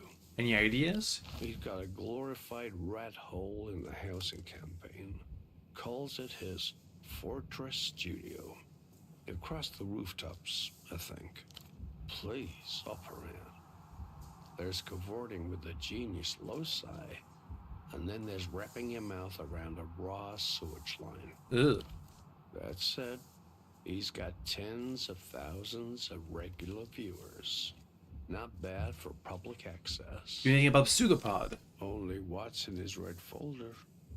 Do you want to hear it? Yes. With a great sigh, the man leans back in the booth and closes his eyes and opens his memory house, an old remembrances trick. Novessa born, graduate of the Polytechniker. No partner or dependents, of course. Father was a noted cosmonaut. Ooh. Taught life sciences before his recruitment. Life sciences, and Pseudopod. Cryptonyms are never so arbitrary as they're meant to be. Stiglitz. Thomas. The old man's eyelids flutter as he continues. No remark-worthy sexual tendencies. High attention to detail. A mild allergy to his own sweat. Ugh. occasional flashes of grandiosity. That last point may sound familiar. Would we have been friends? You were chosen because his skill sheet was thought to complement your own. How that translates interpersonally, more for you to say. Eh, it'll be fine. It's certainly pretty for you to think so. Inconvenient that you'll never find out for certain. Sure is. And recitation. No such thing. Let's try this check. Who's this man? Oh. Oh. Oh, there's a 10. Either 11 or 12. There is no man here. You are speaking with air. Squint at him. He tilts his head and look. There may be some residue in the deep archives. Try again later. Oh well. Let's start with the barkeep. What do you have? Above her, the small mounted television fizzes with the tinny shouts of a pelota match. I don't think we've met. No, I don't think we have. I'm Lucia. I'm Herschel, used to be a regular. What brings you back? Not why'd you leave, blessedly. She knows her audience. I'm here for a job. I know how that is. Her demeanor softens, ever so slightly. What do you have? It's in the house. I have one of your foul local snaps. She reaches for a half-full bottle of pink-tinged liqueur. In due course, a small trumpet-shaped glass appears before you. Cheers. The glass makes a little thunk as it hits the bar. You down it in one go, as is tradition. I saw you were talking to your friend. Do you know him? No, he's been drinking here for the last week or so. Said he was expecting you. Length of time he's been waiting for you to walk through the door. Unknown. What's he been doing here? Sitting and drinking mostly. Reading or fiddling with paper. A few days ago he met a guy here. Oh? They spent a few hours talking. The guy? Youngish. Glasses, receding hairline. Communist. Is the posture. Dead giveaway. +1, +1, -1. Need 11 again. Let's not. This is not. See you. We can come back later when it's nighttime. Let's retry this check over here. Up ramp. 10 or above. Nope. If you... This thing? I don't want to ask about that. Gentle electron. Last I heard. And yet no one's tried. Don't know about that. Till next time. Okay. So that's all dead. Let's try his, it was a request to get some more info on the secret jail. We have to go north to a bookseller's stand. North of here. Ah, there it is, the bookstall. That nobody has. The stall has been left unattended. A haphazard arrangement of paperbacks and hardcovers that have seen better days. A handwritten sign teeters on top of one of the stacks of books. Books, 10 sol. Magazines, 5 sol. Place money in the box. Viva la comunidad. I'm out of money. Relic of the district's more communitarian heritage.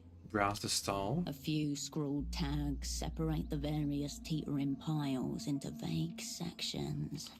The old Spies poetry magazine should be somewhere in that mess.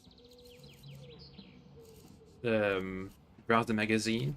You flip through the stack of slim, staple-bound periodicals.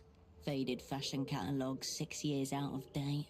Softcore adult mags, a gun magazine, and a lot more. Over the Heartless Man's poetry magazine. You scan the stall, but find no poetry section. Instead, there are several piles of unsorted periodicals, each one dozens of issues deep. Most of those journals look cheap, pulp adjacent really. They probably feel cheap too. Exactly. Think high quality spine, silky cover, something with a premium heft to it. -5 for wearing gloves. Give me a second. You turn off. First, take off the gloves. Second, what's this conditioning?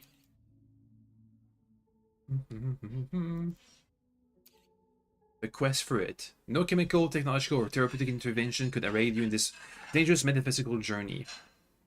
If you fail a red check, you typically lose the reinforced effect. Gain relationship disadvantage. Oh well, I think we'll be fine. Bonk. Uh-oh. This is a dangerous path you are traversing, Cascade. Whatever.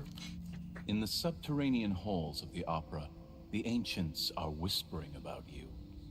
They're saying Cascade has gone looking for it. I'm very much looking for it. Then you've already lost. Some are born with it. Those who go looking for it, more often than not, end up destroying their lives in pursuit of the elusive ideal, like operant probable before you. I already have it potential. The ancient ones shake their heads with despair. There goes another one, they're whispering. The opera's psychomancers had high expectations for your levels of it, based on their initial examinations. In their final reports, Probable speculated that it had disappeared completely from this material plane, and could only be recovered by undertaking a dangerous meta-quest. Take it up. Luck and skill, Cascade. You will need both. The quest for it. Okay. Can I check for the thingy? The stall. The heartless man wanted a poetry magazine from this place. We have a decent chance. Oh, good. We got it.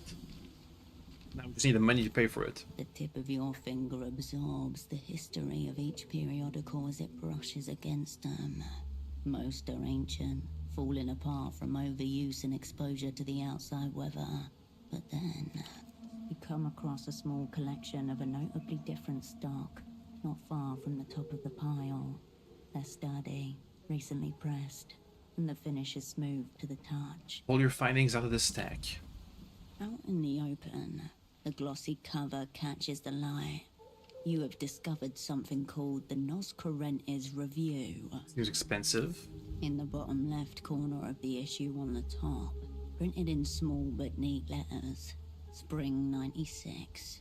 20 sol. 20, huh? Your first impression as you look through the magazine is that it has a lot of words and not many pictures.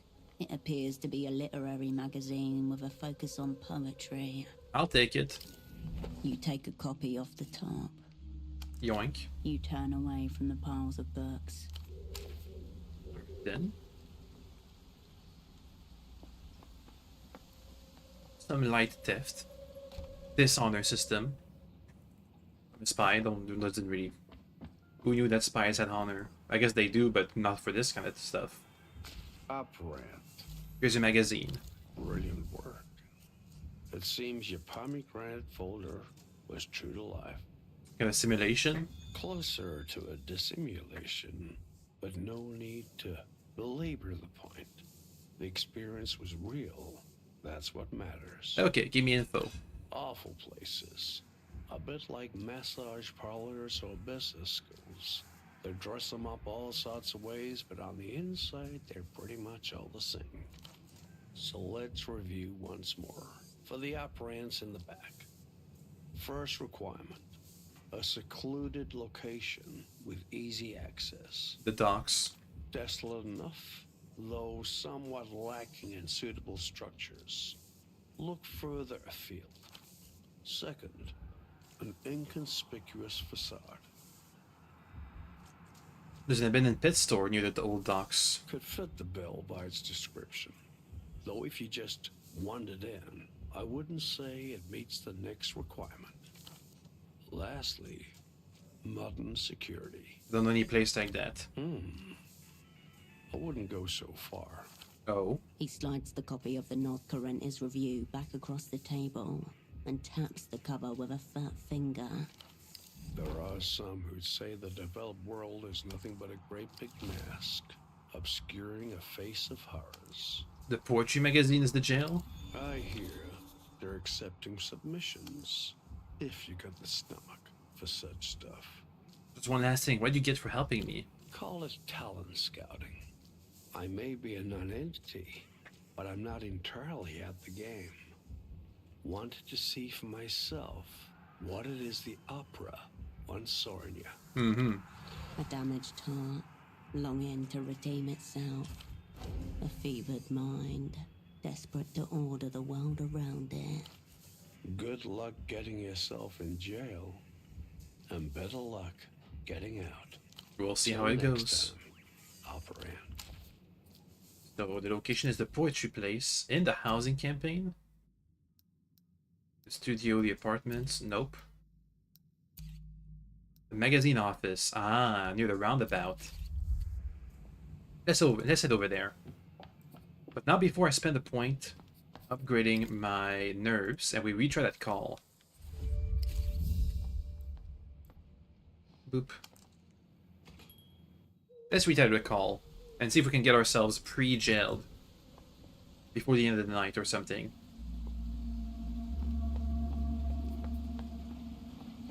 Okay, we should be near the phone. There it is. You step into the booth and press the receiver of the phone that makes people disappear against your ear. Say the words, 10 or above. Good start. Aw, we failed.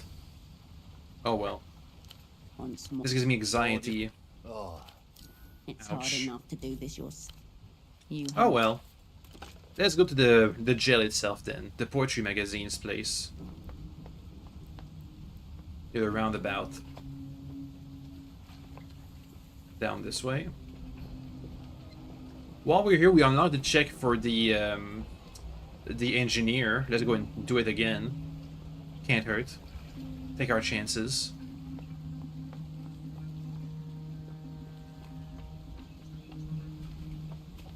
Up. What a thrill. I don't know any of the other words to the song. I really don't know the words. Oh well. Snake Eater. That's kind of embarrassing now. I have to have it prepared for next time.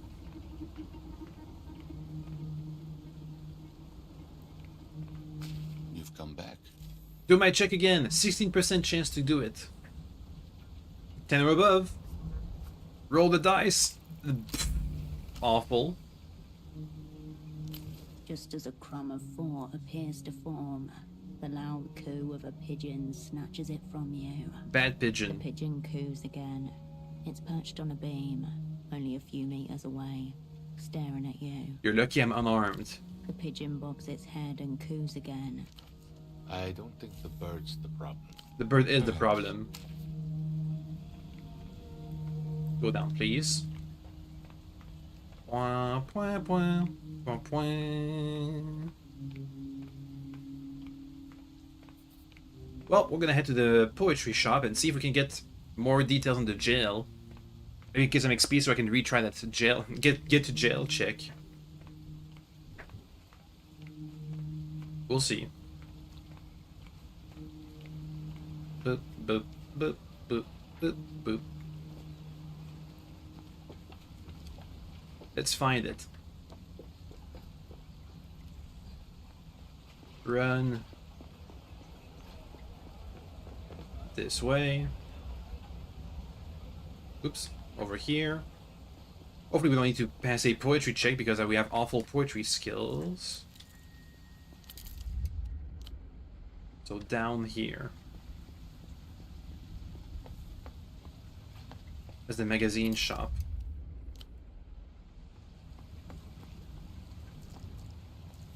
Whoa, whoa, whoa, whoa, whoa. Visitors, please use intercom. There's waters below us. Oh, is that a thing down there? Can I go along this edge? I think I can. Whoop. Anything interesting in here? There's a person I can talk to, which I'm not yet. Please interact with this. Please interact with this. Please interact with this. Please. Ah, there it is. Nothing. Okay.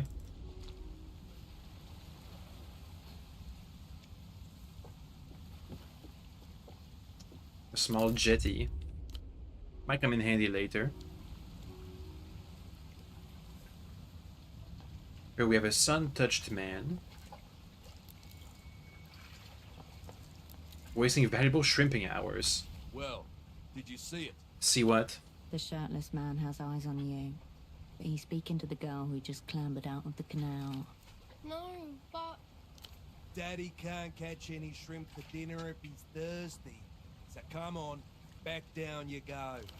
He dips his fingers in the canal water and flicks them at her. Ew. The water is an unnatural red-brown colour and smells faintly of sewage. What are you looking for? My expensive bottle of schnapps. She dropped it down there. Drinky sinky. Hope you're proud of yourself. The girl shakes her head, wet ponytail slapping against bare shoulders. It was an accident. I know, Caracalito, but it's still your fault. So you have to find it. Don't you agree? Arms crossed, brow furrowed. Not a hint of paternal care. Why don't you, a grown man, go get it? What are you? The Canal Carabinero? Whatever. Come on then. Down you go. Should she be at school? Not for 2 weeks. Oh, yeah, that's We're right. spending quality time together. We were, until you dropped my bottle in the water. Do you know if that's the office of the Norskins Review? Dunno. Looks abandoned. I only come here to catch shrimp. You ever seen anyone go in or out? No. That's good info. I did. It was an old woman. She had glasses and brown hair.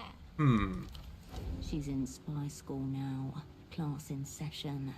Pump the shit out of this infant. How old do you think she was? Like, probably 78. Like, probably, low effort. Did she look scary? She looked like my old teacher.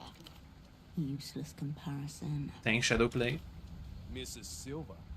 You liked her, didn't you? She looks up at her father and gives him a firm nod. That's because I don't know the old teachers, so she just told me nothing. What was she wearing? Yellow and black stripes. Big trousers. She stretches her arms to demonstrate how big they were. Now that you can use. They look expensive? They were nice, but I wouldn't wear them. Through the door. She was arguing with the door. So there's 2 of them in there, at least. Good info. Anything unusual around here? Nothing out of the ordinary. But Daddy, I told you. I saw a door in the water. Oh? The secret jail would need a secret door. What kind of door? Like on a ship. With the wheelie thing, there might be something scary behind it. A lock. What's it called? It's not an airlock. A water lock? A hatch? I don't know the wordage. Corazon, come on. Let's focus on things that are real. Like the bottle that you dropped. Any writing on it? No, I don't think so. It was just the door. See anything else? Not my bottle. Shut up. Only some shrimp. They're really hard to see because they have invisible skin. If you're down there and see a bottle of schnapps, bring it back up, would ya? I can show you it. But I need to wait as my eyes sting a little. You can smell the chemicals in that water from here. You'll have to find a way to drain it. Drain the chemicals. Is the water lock still functional? There's a room on the other side of the water with lots of buttons. I followed a yellow lizard inside. Look across. A ladder descends from a catwalk. Next to it, a large pipe comes out from the wall. And next to that is a small row of windows. That has to be the control room. It meets all the requirements. No? She pressed all of them. Do you want to try that one again? I just pressed the little red one. It didn't do anything, I promise. I have to check a look. When you do, could you not lower the water, please? It would spoil our shrimping. The assignment does not care for shrimping. You may order your daughter around, but I will not be controlled. I asked you nicely. Come on. Yeah, whatever. There's a secret jail down there. Whatever. How about your missing bottle? Also, my character literally does not... I don't think he cares. She cares for this guy. Oh, the missing bottle. What about it? Here's a bottle. I don't want your schnapps. I want mine. Yeah, sure, Besides, whatever. That's the cheap stuff. I have the on-tour edition. Anything else? There are weird sounds coming from that boat over there. She juts her chin in the direction of an unmoored houseboat floating off the southern shore nearby. Noise is carried on the wind towards you. Sounds like someone kicking open a tomb and cannibalizing the dead. Uh-huh. Ugh. Let's check over here. I gotta check. Another hugs the edge of the canal, rusty in at its rungs. Darkened patches show where the water level was risen, lowered, then risen again. A lurch in your stomach at the sight of the drop. Oh. Your fingers itch for grip. Look. The water's reddish tinge and oily distortions across the slick surface make it hard to see far. Wet cloth and iron dust. Foul. Chemical. Tiny silhouettes drift beneath the surface, darting in a regular arc. The canal passes right under the building. It's a device on the other It's an side. old waterlock, used to grant passage to boats and barges passing through. Must be a way to operate the water lock. Looking at the device, you don't see a panel or switch, like the one over there, to the east. There's a small room to the east. Might be worth a look. Okay, guys. You teamed up for that one? Looms. The east.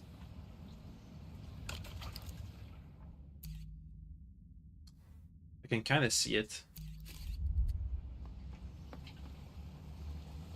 To the east. Can I go east?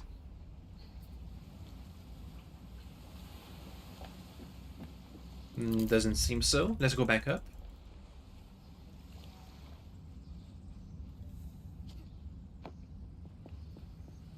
Around here. Oh. Right over this ledge.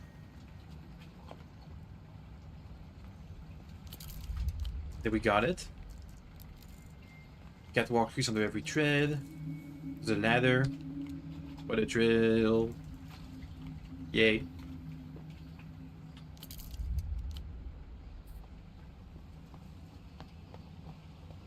What do we have down here? Nothing.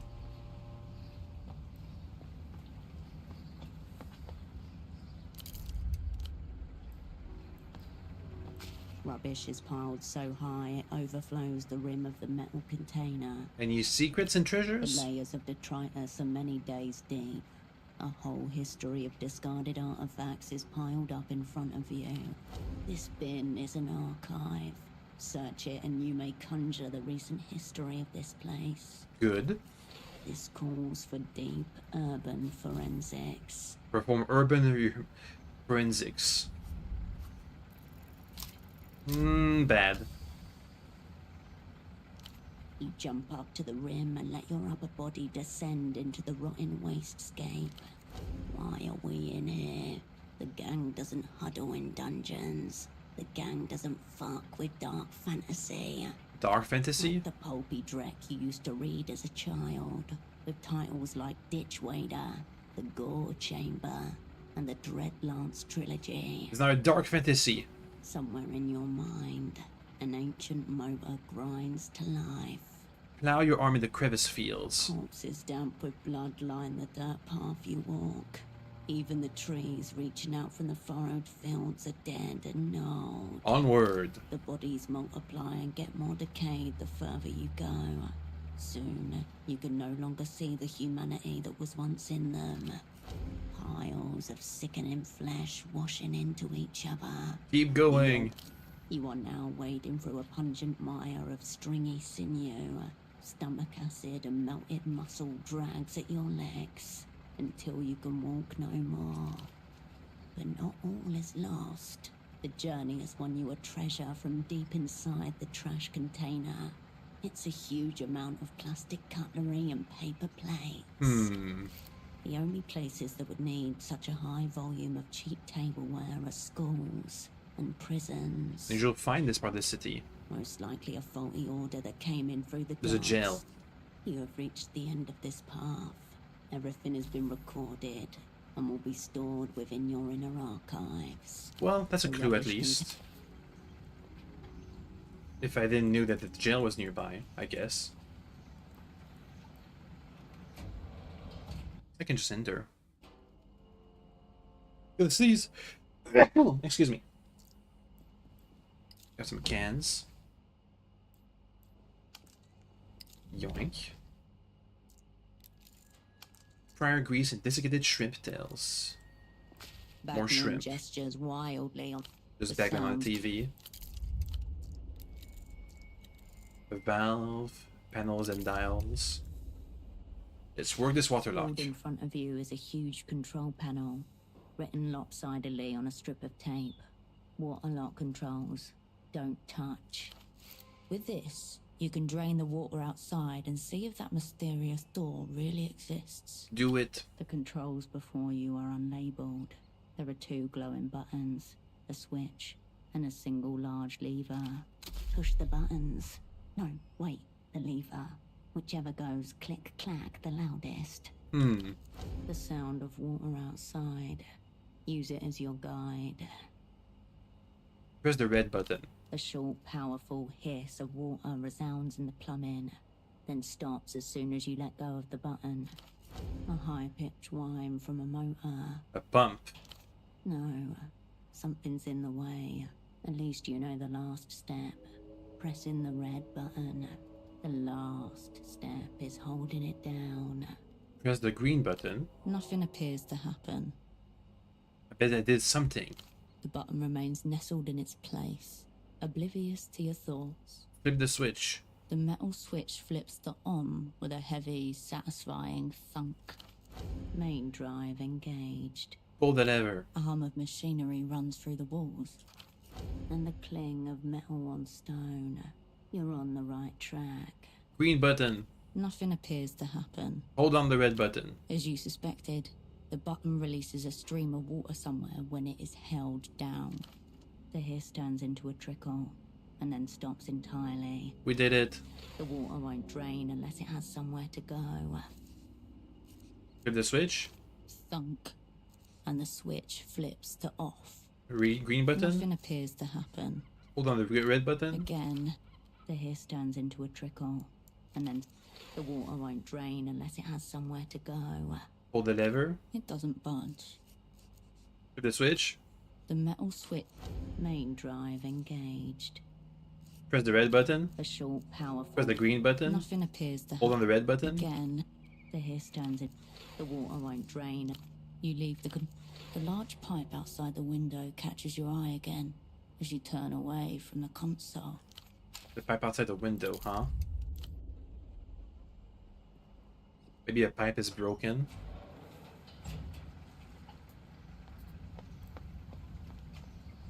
The pipe twists out from the concrete like the roots of a plumbing tree. So this goes from the canal to this building. An interconnected system. It's a central part of the water lock mechanism. Somehow these tubes drain and pump it. Figure out how the pump system works. Figure out what the button does. On the water door mentioned, the ladder must go somewhere. Mess with the green button betrayal. On. Good. We got it. Normally, a water lock would be above ground and entirely manual, but this is an annoyingly modernized version. However, the principle remains the same. There are doors at either end, and a sluice gate to lower the water inside the lock. The latter is probably located inside the largest pipe, the one you're staring at right now. So? The water level is up right now.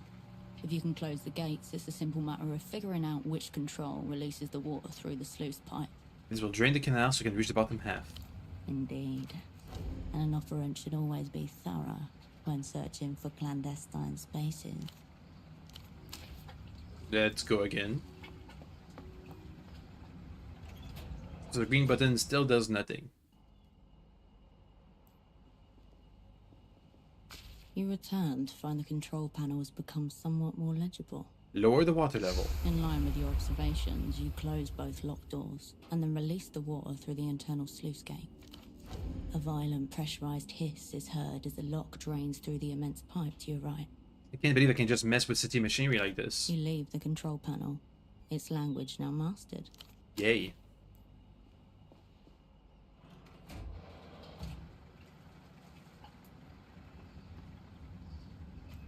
This way. We're gonna go all the way around again.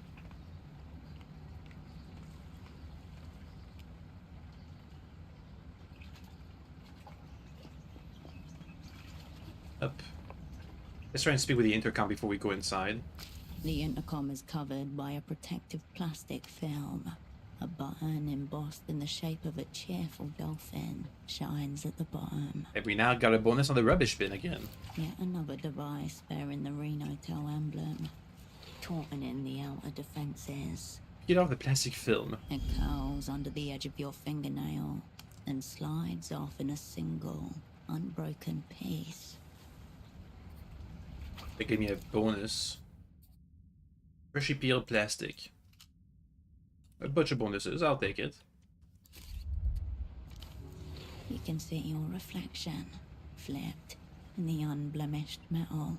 Consider yourself upside down. There's a compulsion to check your reflection every time you pass a mirrored surface. Flick your hair. Like a hallway mirror glance on the way to a date. You do the same before you call Melita, even though you know she'll never see you. Call. The indicator light flicks on. Yo. A high-pitched whine from the speaker. After a second, a voice emerges through the static. Is it working? Can you hear me? Yes. Oh, that's good. I never know if I'm pressing the right thing. A melodic voice that makes you think of flowers blooming in time-lapse. This is the Norkin's review, right? Correct. That's us. I submitted poetry. Oh, wonderful. I'll unlock the door for you. On maman. You're through. Now keep your seams together. Play the poet persona to the hill. Poetry's easy. Make it short, make it vague, speak in rhyme. Amazing. But first, back to the rubbish.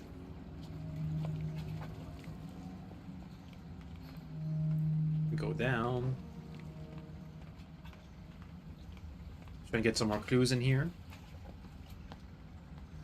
The container is still overfull with rubbish. We got a decent chance. 8 or above. Bad start, but we finished it off. Nice. The archives demand bravery and diligence. The mass before you is divided into 3 distinct strata. A thorough analysis will require you to explore each. Where to start? Your choice. Skim the top strata. Nothing of note yet. False teeth, a broken bottle. Oh, there's some soul if you want it. Gimme. You pluck a few coins from the fetid heap. A couple of them are covered in an unknown greasy substance. Keep it together. Don't think about the chittering infestations thriving in here. Keep focusing. Various slimy textures slide up your hand as you dip into the dregs. Your fingers graze something sharp. Paper, maybe. Quickly, before the sludge reclaims it. Pull it out. You catch the object with your fingernails and gingerly lift it out of the rot. It seems to be a small wad of misprinted paper. Examine the paper. The machine that printed this was clearly faulty, as the words have either smeared across the pages or doubled up to form incomprehensible deep black runes. Decomprehensible it. If you are reading Office, I can't. The cipher meant for electronic eyes, so they're talking to each other now. The paper wad has nothing else to report. It exists only as a reminder to clean your printer heads. Deeper. There are more strata to go. Middle. You pick carefully through the warm middle strata until you bump against a papery wad. More paper. Expired coffee, greasy condiment residue, typewriter ink, chemically processed wood pulp. 2 for yes, 1 for no. The echo in the room. A gasp without breath. Chin up, gaze fixed on the radiant tomorrow. The dead man's parade marches past and I am left behind. That's an item. A scrawl of red ink above the typed words. We thank you for your submission. Unfortunately, at this time, the Nos Correntes review will not be moving forward. A highly discerning one, judging from the physical evidence. Plumb the depths of the bottom strata. You've now penetrated to the darkest and wettest layer. A metallic thud tells you that you've reached the bottom of the bin. Scrape. Your fingers get to work. However, the rancid smell threatens to suffocate you. The bitter scent of rotten vegetable matter fills your nasal cavities. Saliva pools in the corners of your mouth. The gas makes your mind swim. Ew. Luckily, your diligence is not in vain. Your fingers catch on something hard in the furthest corner of the sludge pile. Feel for its edges. Rounded for the most part. There are some sharper lines at the extremities as well as some flat surfaces. Take it. It's a pair of grimy glasses, large black frames, and what must be the thickest prescription lenses available. Oh. The missing vendor. These are the glasses he was wearing in the photo Merlin showed you. I should let her know. How did it end up This here? neighborhood isn't residential. There's no foot traffic to speak of, meaning they were unlikely discarded here by accident, leaving one possibility too serious to ignore. The Portrait magazine is the secret jail. As if you needed any additional confirmation that you're in the right place. Okay. And the payphone I can now redo. The rubbish container. Well, we have the secret door. But, let's keep going. Let's first do the interview. And see if I can maximize my poetry skill. Nah, let's fail it. Might as well. Let me just drink something to my delirium so I don't crash out. And have an episode or something. That's good. Boop. Let's get in here.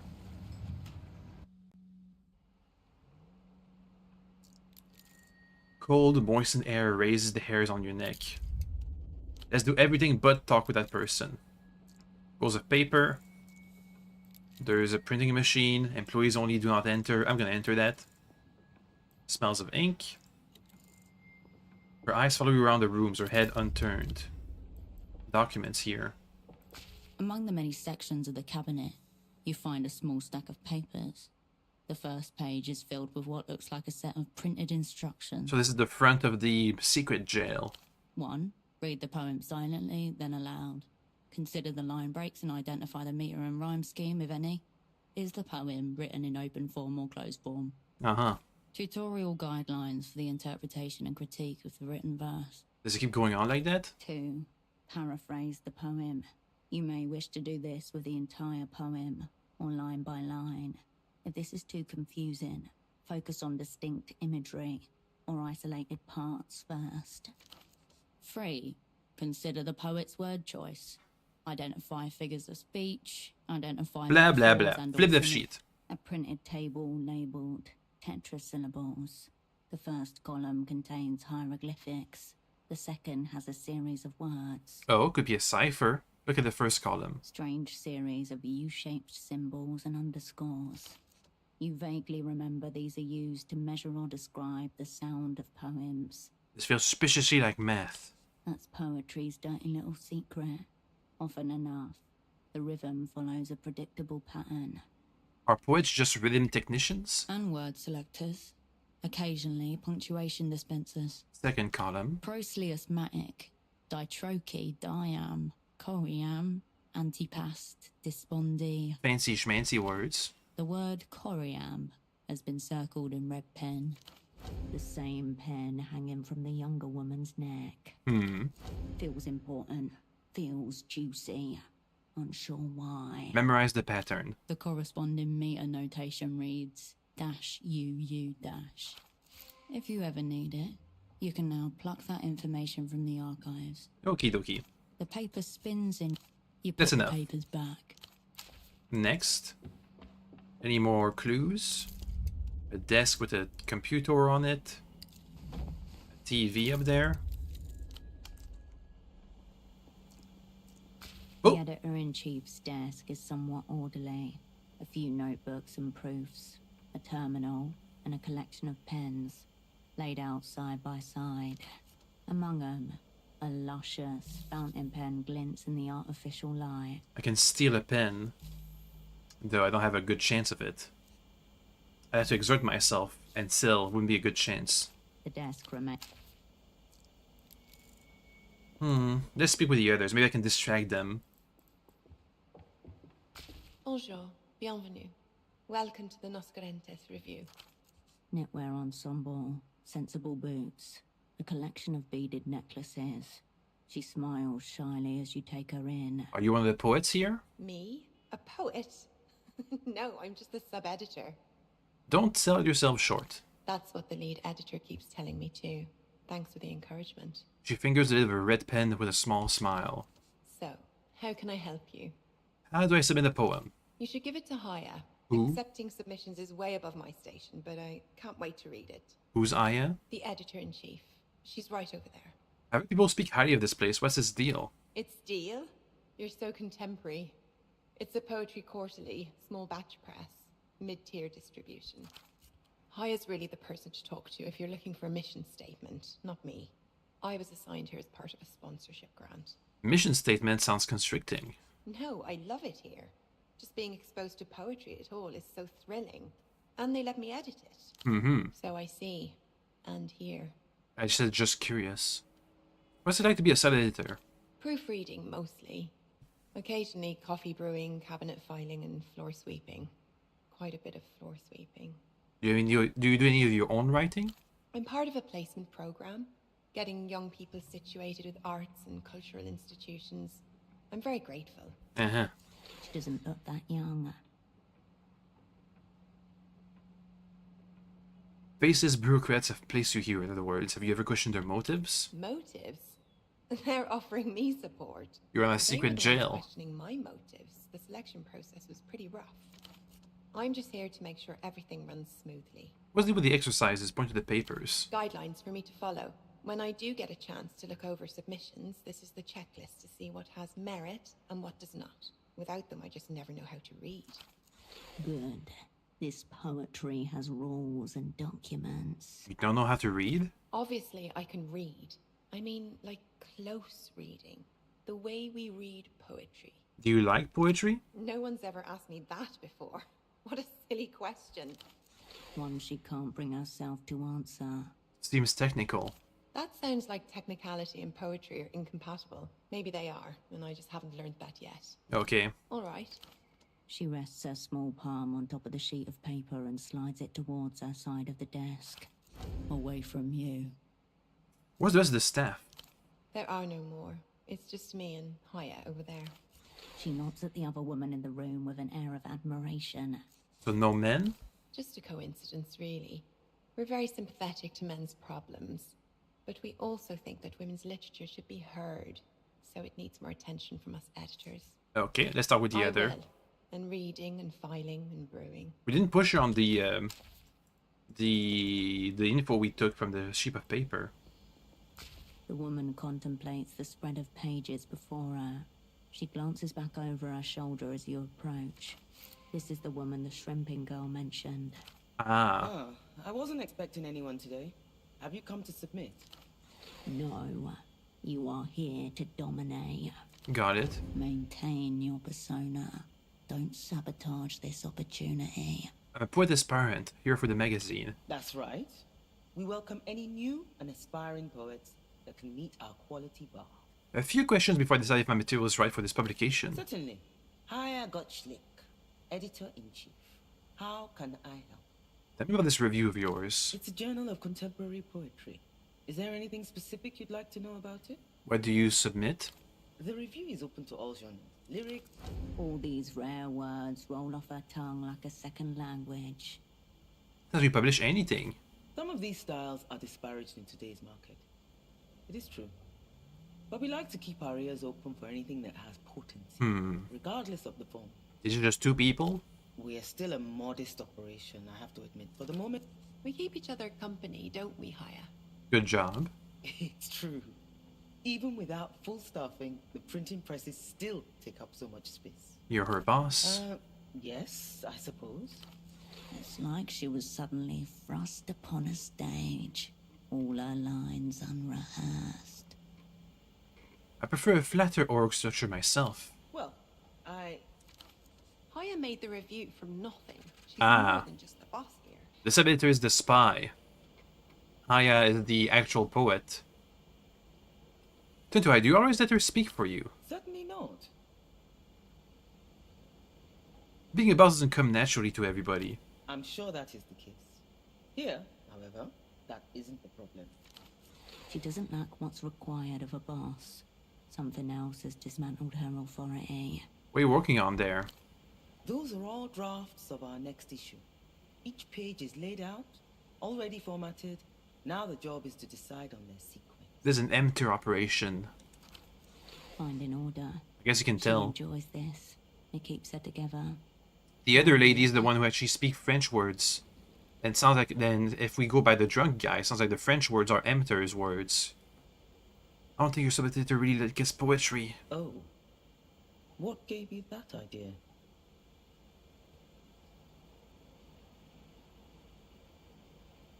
She's telling up metaphors like she's going to audit them. You mean her meter exercises? Some people's baseline is kindness. I'm not saying you need to practice your poetry reading. Appreciating the arts and creating them are two very different things.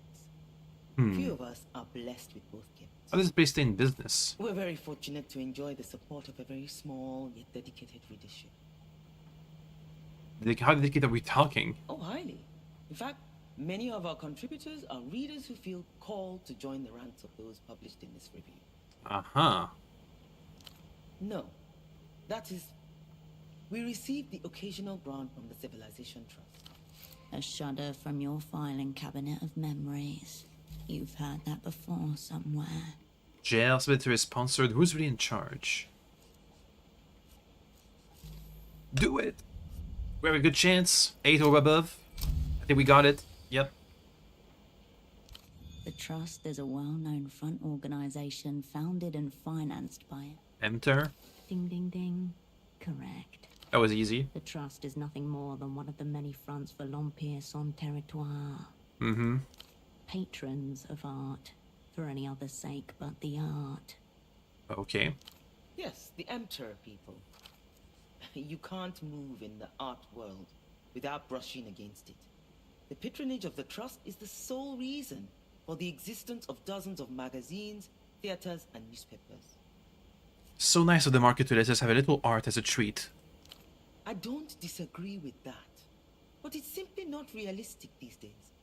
Without the Trust, there might not be a culture. At least not one you or I would recognize. One full of secret jails. Have you noticed recently what passes for art out there? Twinkly L-pop foolishness, seizure-inducing cartoons, adults eroding their wits with rubbish made for the prepubescent. That stuff is good. I have no idea what you could be referring to, and I pray I never do. It occurs to you that this little magazine may well be the sum total of this woman's life and legacy. What's the catch with the Trust? Oh, there's no catch. They're just very attentive. What are they getting out of it? The prestige of funding important cultural work. No. The sub-editor smiles over at you both, twirling her red pen. Yes, it's nice, isn't it? The woman gives you both a little wave. Am I gonna catch a it? delayed smile just behind it. That sub-editor is an MTER operant for certain. Rank unknown. I'll watch my words. And your movements. That practically confirms it. This whole operation is a front for the secret jail. They must keep the prisoner somewhere behind that door at the back. She's the weak link. The strongest facade is that which doesn't know it's a facade. Or doesn't want to know. There's only one way to be certain. Go down there yourself. These people love words. Use them to find out what it will take to get them to open the door for you. There's always the dangerous option. Express delivery. I live for danger. Tell Get me. yourself disappeared via that tapped payphone. End Nah. up in the basement with the missing father. For something sneakier, you could try the route via the water lock you drained. What did I do to get in the back room? Only staff and contributors are granted that privilege, as it's our... In your case, all you need to do is submit a poem for the next issue. If we accept, you'll become an official contributor and be invited in as part of the editing process. So I have to do a good poetry check. What would I have to do to get in the back? I already asked. Anything in the private office? What's in your basement? Do you know what the place has before we moved in? What's the deal with the intercoms? Institutional requirement. Whatever. I understand it's standard issue. Whatever. Naturally. Whatever. As I already... In your case... Whatever. Not really. Whatever. This space had... Whatever. No, I'm afraid the lower level is entirely out of use at the moment. The lower level was the jail, in other words.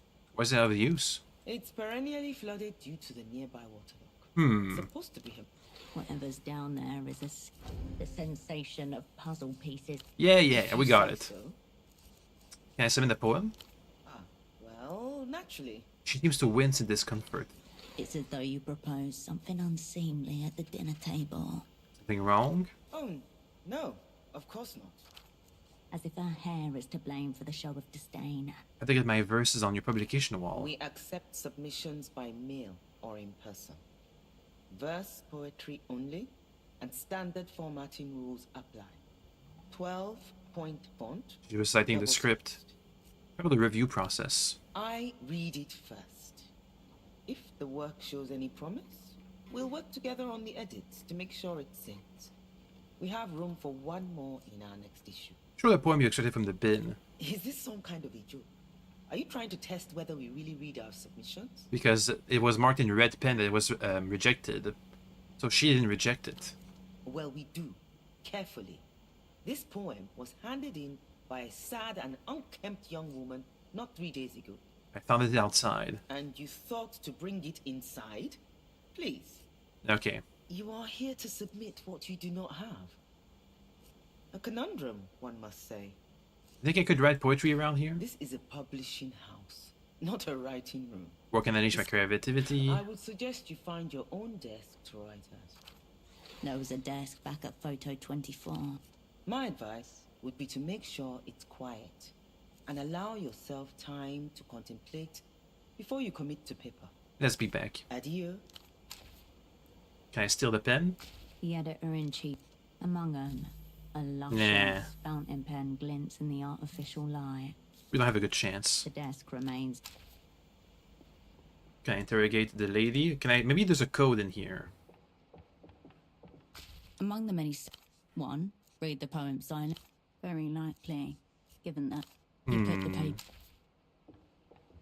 Talk again. Hello again. Look at the back. It's where all the fun happens. There's the two of you. Just the two. She nods. I will. Okay, whatever. Let's see if we can write the poem, and if not, we'll try and sneak in from the back. We have a lot of options to get in here.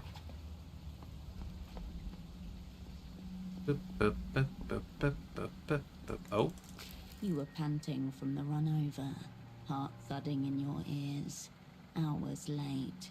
There was an astral door beside that trash can, and an exchange due with your opposite number for documents within. Reach your hand inside. It's empty.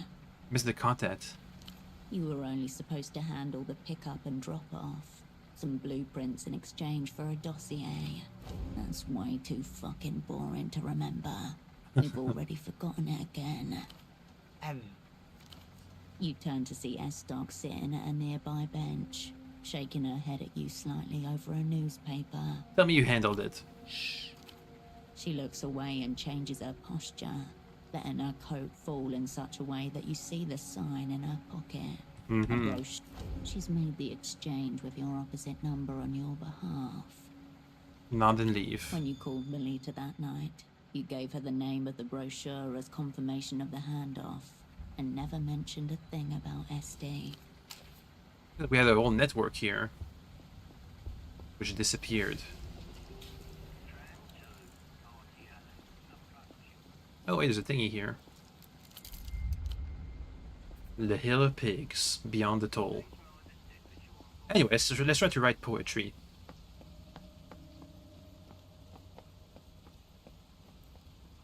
Boop. I also do all these checks in here. Hey, madame, anything good? I'll print. Nope. I'll be here. Anything in here? Actually, I can check in here. Oop. Can check here.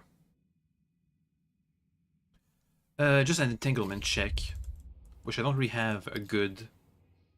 We have a decent amount, but we don't have any bonuses to it, so. Trying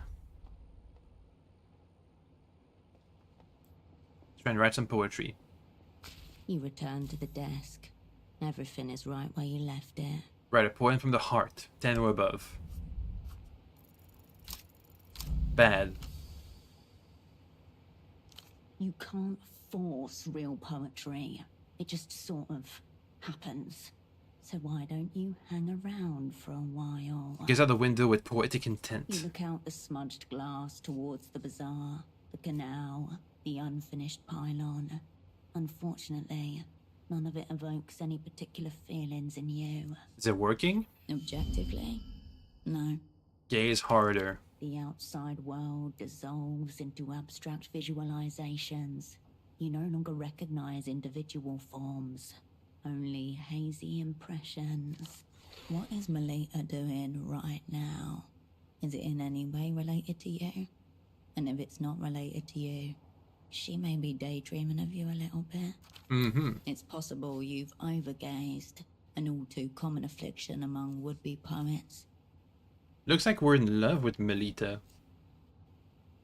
The creeping sensation that you were supposed to pick up on something that eluded you gnaws at the back of your skull. No need to overthink this. This task doesn't require actual poetic talent, only the skillful mimicry that is your stock and trade. Manufacture a credible facsimile of a poet. Okay. You have been trained to identify and dismantle the enemy's rhetoric. Their poetry is only the most rarefied instance of this. I can do it easy. Demonstrably untrue. You can barely impersonate the act of sleeping. Dang it. Now right. Deploy all your instruments of rhetorical manipulation. Everything is a metaphor for me. Yes. All bourgeois high art is solipsistic by definition. What else? It should rhyme. Naturally.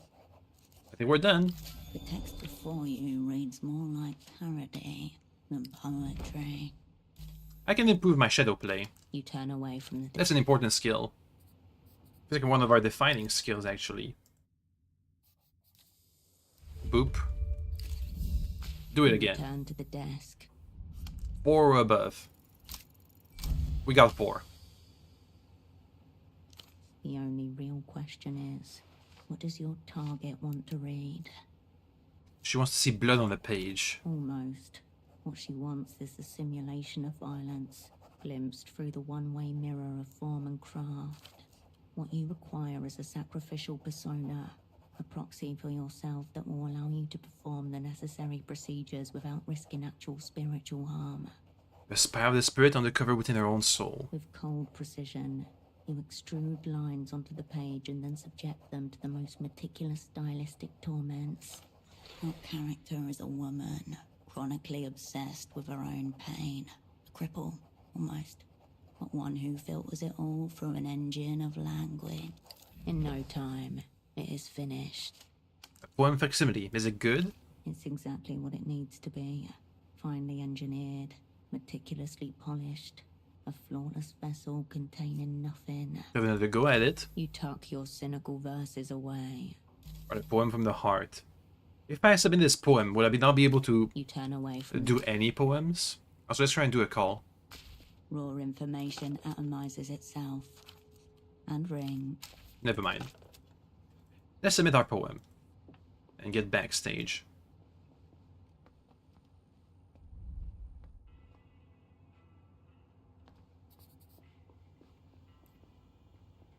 Boop.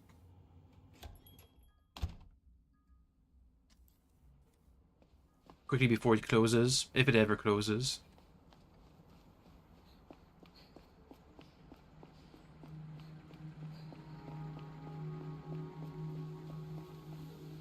This way. Hopefully I don't need a lockpick or a pry bar to get back there. Once I'm in the back.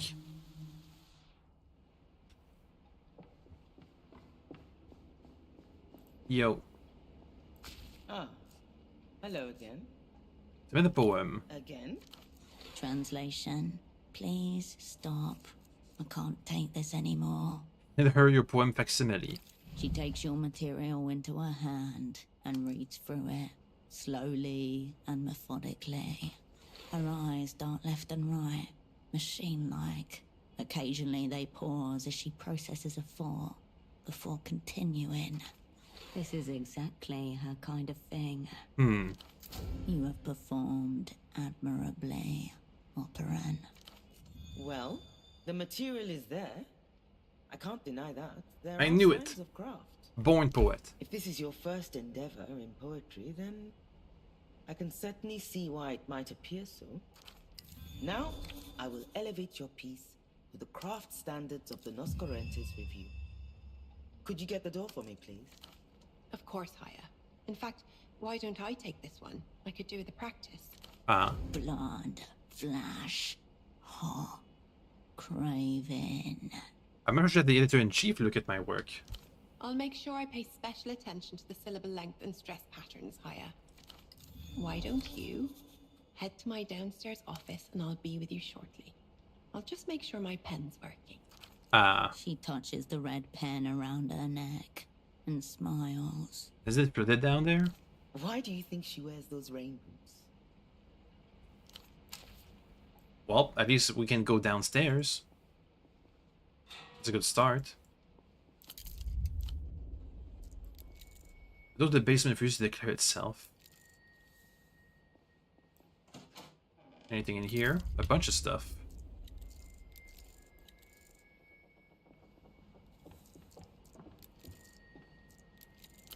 Oh, glasses.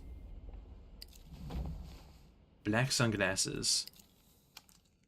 More cold read, less personalism.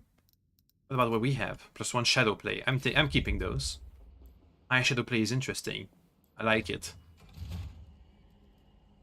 It's our defining characteristics, I believe. Locked. Filing cabinet. The metal drawer slides out nearly soundlessly, revealing rows of official-looking folders.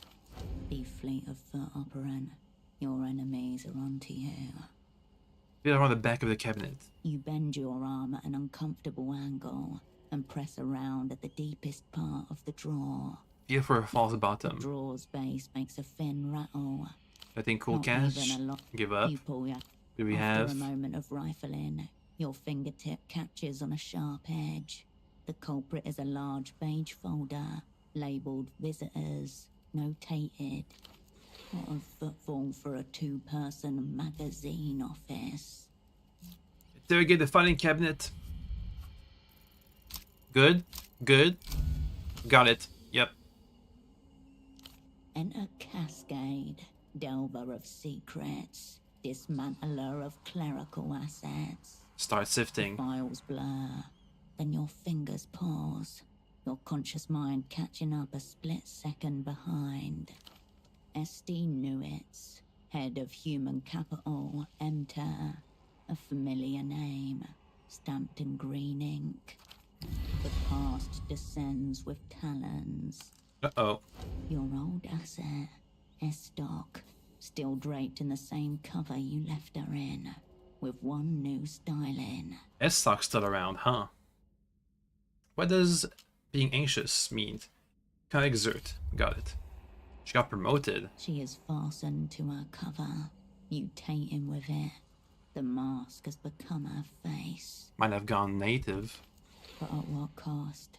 To become the High Arbiter of human capital, you no doubt have to trade in some of your own. Maybe the whole sick crew blew up wasn't that big a deal. Or maybe it was so bad she couldn't claw her way to the surface and was forced to tunnel deeper. Does it make me nervous? Something about unreturned phone calls, abandoning your assets, record lows in cowardice, that kind of thing. A telephone from 5 years ago startles in its cradle, waking you from the thin end of a dream. Answer it. Herschel, It's Esty. I'm going to talk fast. Something is dreadfully wrong. Her phrasing that day always stuck with you. Dreadfully wrong. The most wrong a thing could ever be. The memory bleeds away. An address listed in the housing campaign to the north of Party Alley. No house number given. Existing in plain sight. Courageous. That is good info. You store the file in the cabinet, and the information for later use. Look for visitors notated. Strangers in grainy black and white. Yeah. Each of them seems to have left the same way. Flight D153 to a regional airport in Ile-de-Serres. Perhaps they're running a writer-in-residence program on the wasteland mesas of Ile-de-Serres. No. Prisoners often compose very compelling poetry. True. MTER is finally investing seriously in the arts. Any familiar faces? You skip through the stack until your eye catches on a man's face. The last time you saw him, he was smiling at the camera. He isn't smiling here. What happened? He looks exhausted and grubby, crumpled at the corners. His glasses were still with him when this was taken. A sudden talisman. The last thing he gave up. Keep reading. Visitor Krantz Eno. Date of arrival 4/3/96. Date of departure 4/18/96. 15 days. D513 to Ile-de-Serres direct.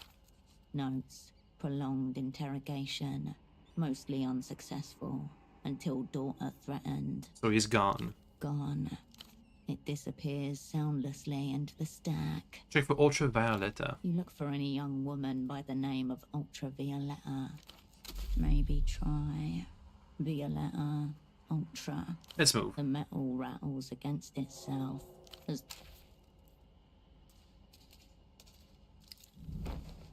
Melatonin. Gives us deeper sleep. I'll take it before I go to sleep then. the heavy steel door contains a single small window. Next to it, another brand new intercom like the one upstairs. As with anything that talks in this city, it is emblazoned with the blue Renotel logo. Peer to the window. Heavy condensation is obscured through layers of glass. Nothing. Your fist barely makes a sound on the thick, reinforced metal. Okay. You hear a brief, static crackle. It fades out to leave the ambient hum of another room. Hello? You hold your ear to the box, living electricity buzzing along your ossicle bones. Somewhere in the amplified quasi-silence, there's a distant rustling, perhaps breathing. Stop rapping on my door. Don't you people ever tire? The opera never tires. The communists. Intriguing. I can barely make you out through this little viewing slot. Put it that way, think of me as a ghost on the intercom. All right, Spirit. Do you have a name? Call me Cascade. That's not a name. That's a falsehood. Herschel. Herschel. Very good. And you're Dante according to your exit papers. Impressive. Though under the circumstances, I'd say poor Dante is more appropriate. Hello, Dante. Hello, Herschel. How are you doing in there? I'm gonna guess the sub-editor is not gonna let me walk out of this. If you're from the opera, you must be Tempo del Sur's well-connected friend. Mm-hmm. You can practically feel the gaffer up in the rigging, guiding the spotlight along your path. They give me up to enter? No way out but through. The deal. You're here for the deal. A wave of static crashes over the line. As I said, we never tire. Good for you. Whether that's good for me remains unseen. What are you doing in a secret enter jail? Briefly, I was making a personal call from one of those infernal payphones when two men bundled me harshly into a tuk-tuk with a rough sack over my head. Soon after, I found myself in this waterlogged hell. You're being the literacy magazine. I A literary. gathered. For an entity devoted to human flourishing, MTER seem indifferent to the conditions of actual humans. How very liberal. And Tempo? You could say we're both servants of culture. The ministry maintains relations with a number of men like your unfortunate friend. People spies. Allies against Temter's ridiculous culture blockade. Temple's dead. Boo-hoo-hoo. That's what I say to that. Well, he had something to do with it. Falsely imprisoned by one enemy, so I may be falsely accused by another. A fate's fuck toy, it appears. I didn't kill Tempo del Sur, though if Deneb gave me the chance to go back, surely I would. Not great. You and Temple del Sur had some kind of massive deal going on. For a moment, nobody says anything. Green water sloshes about your feet. Tempo assured me the opera were enthusiastic about the terms, despite the risks involved. Are you telling me that was not the case? Listen, the opera are not known for their support and direction. I'm beginning to think I cast my lot with the wrong ideology. Very well. I procured for Tempo del Sur an extremely rare device. The only one of its kind outside the Illuminated Empire. Oh? Extremely rare. Tingle along arm hairs. It's greater than Mega Violator? That is what he called it, yes. I told him not to repeat it. It's a prototype for a new bootlegging device. I would tell you all about it. But really, it's best to see for yourself.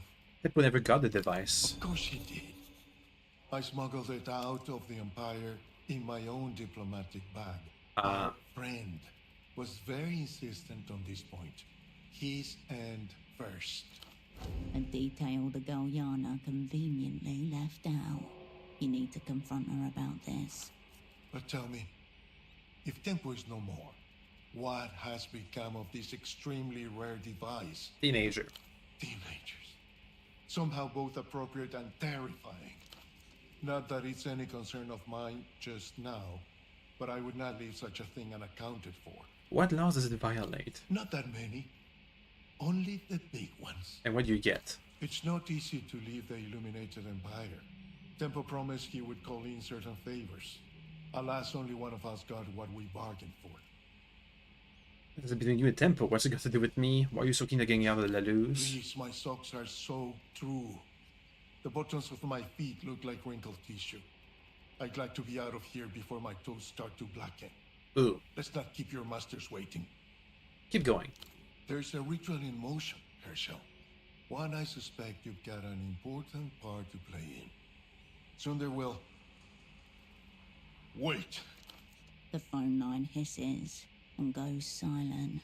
Wait. Dante? Uh-oh. Apologies.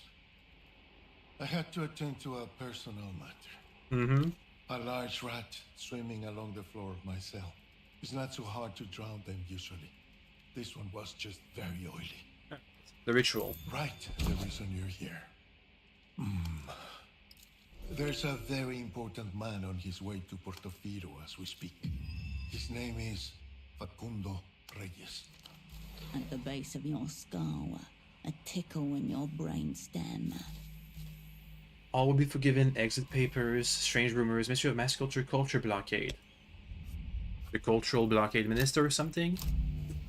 Trash. The opera prefers epithets for its great enemies. Unfortunately, you can never keep them straight.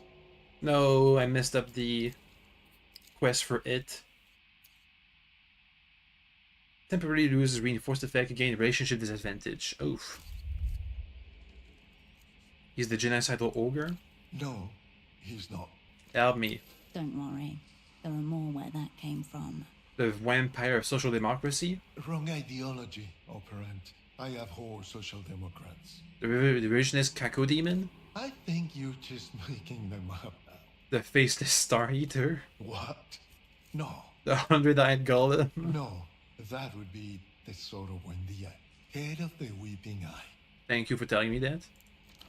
The way he pronounces the name tells you there's no love lost there. Mm-hmm. Let's spare ourselves further embarrassment. To me, Facundo is the minister of mass culture. But your party knows him as the Grand Leech of Technofascism.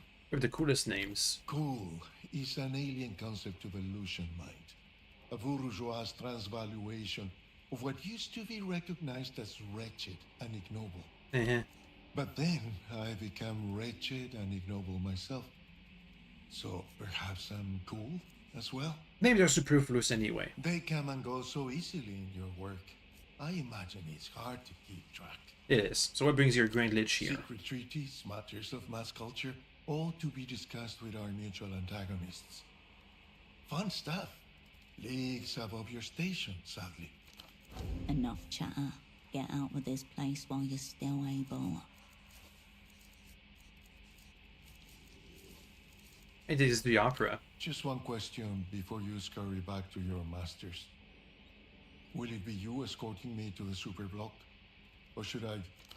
What might have begun as an inhale of breath transforms into a static roar that fills up the audioscape. Uh-oh. The edges of your eyes begin to burn, pooling at the back of your mouth, an unpleasant taste. Petronium. Cover your ears. The audio assault gradually dissipates, only to be immediately replaced by another invasive sound. Footsteps right above you, coming this way. Look for a hiding spot. In the crimson dark of the room, it's hard to make out much of anything. You'll have to focus your efforts. What's on my left? Disused office equipment stacked in a clumsy pile, along with various... Can I hide? It would be a struggle to dive in and cover yourself back up in such a way that you can't be seen. But possibly. Oh, somewhere else. Behind me. A doorway blocked by a heavy steel shutter. Okay. The full weight of your... Uh-oh. Too late. Hemmed in. Not even a shadow to hide under. In the open doorway stands the sub-editor. You can just make out the shine of a red pen, held aloft, dagger-like. It's uneditable. Run for it. Damn it. Cold liquid snatches at your steps like wet hands as you run towards your only hope at escape. A crackle on the water surface, then something seizes your ankles, then your whole body, as the world blackens. Guess I'm the next prisoner. I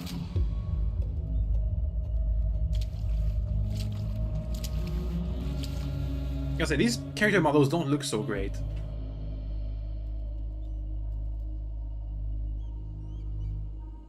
Hello again. Hello. The copy editor taps her red pen against the side of her face and stares at you unblinking. A completely different person from But the character portraits are much better. Here's what you were so desperate to see. Verdict. This is the end of poetry. A confession. I've never really cared for poetry. Excessive sincerity makes me uneasy. You're beginning to suspect this woman has no copy editing experience whatsoever. Let me try something. Does this feel good? She runs her thumb over the pen, teasing its mechanical tip. Ugh. Cold, crackling spikes of electricity run up and down your spine. Give me a moment, I gotta unwind myself. Just so I don't break. Let me just quickly eat some, I don't know, fatigue, anxiety. That was my delirium. That's better. I can't. Uh-oh. Might have a break. Probably gonna have a break. 10,000 needles across your skin. What was that? You're wearing epidermal electrodes, which I control with this pen. There are conductors in the water too. Aren't we clever?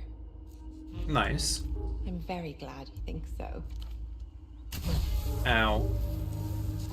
A click beneath her thumb and a jolt of pain tears through your skin. Yeah, I'm gonna have some breaks. Fuck. Scattergang. No arms off. Run. Who are you? I am an interrogatrix for l'Empire sans territoire. Who are you? Summon a persona. Concede nothing, validate less. Cascade can slip out behind the human-shaped facade. Say nothing, and she will know nothing. I'm a poet. Using our cover as cover. How fun. Let's see how good you are, shall we? Who won the Nos Correntes Prize for Best Original Hexameter this year? Trick question. Hasn't been decided yet. Trick question. Désolé, Lapinette. You already lost your chance. Sorry, Bunny. It went to some tedious old gnome named Arthur. I had to read it. I had to say it was good. What is meant by the term ekphrasis? Onomatopoeia for a dog coughing up its tonsils. Kellen Hedostasis, you novice. It's actually a literary device where you describe a piece of visual art in a written work. If I have to know this shit, then so do you. Dang it. How does it make you feel when you read your poetry? Nothing. Awesome. You're the best poet of all time. You read it to yourself aloud every morning. Magnificent. I even wring out my man wants to be able to take shots at my own ink. No, that's not right at all. They all think they're terrible, and they're right. But then they still do it. Putain, incroyable. I don't think you're a poet at all, and it doesn't sound like you do, either. Uh-huh. Her thumb hovers over the pen, taunting you. No, not again. Please give me that pen. I'll prove I can write. Ow. Click. Your body spasms, your joints strain. Microscopic sinews tear in your muscles. So, let me run my working theory by you. You're opera, right? I might say it out loud in the intercom, yes. A depth charge of 5 fathoms, but your surface remains glass smooth. I let you talk to our prisoner because I thought he might be chattier with you than with me, and that you'd break more easily than him. The situation is dire. An advanced cognitive maneuver could turn her own weapon against her. Tell me. The old Remembrancer designation was Fellow Traveler. The contemporary one, Psycho Mirror. Empathy, go! I've got it. Yeah. Mirror. Ancient files hidden in the Remembrancer's division speak of a bonding process, used in theatre to braid one's fate with another. Lure her to you. You sing across the noumenal plane, listening for a response. Nothing. You lower your song to a whisper. She emerges first as absence, a strange silence in a sea of psychic noise. Psychic powers go. An echo, a memory, the tolling of a bell deep underwater. Grab her tight. What is this? Arrête. Get off me. Are we having a psychic battle?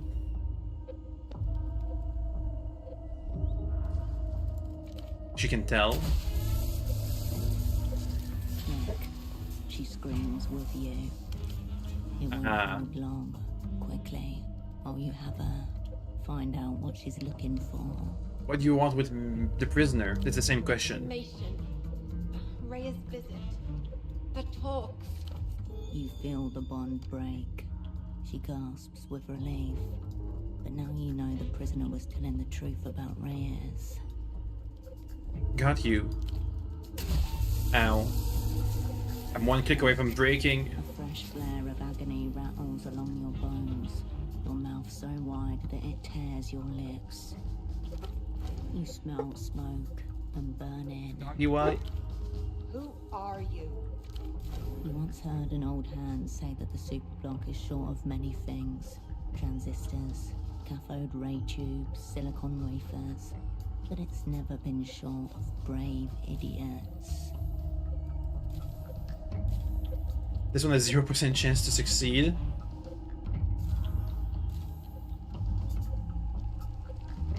Look on a person, talked a little, talked a lot.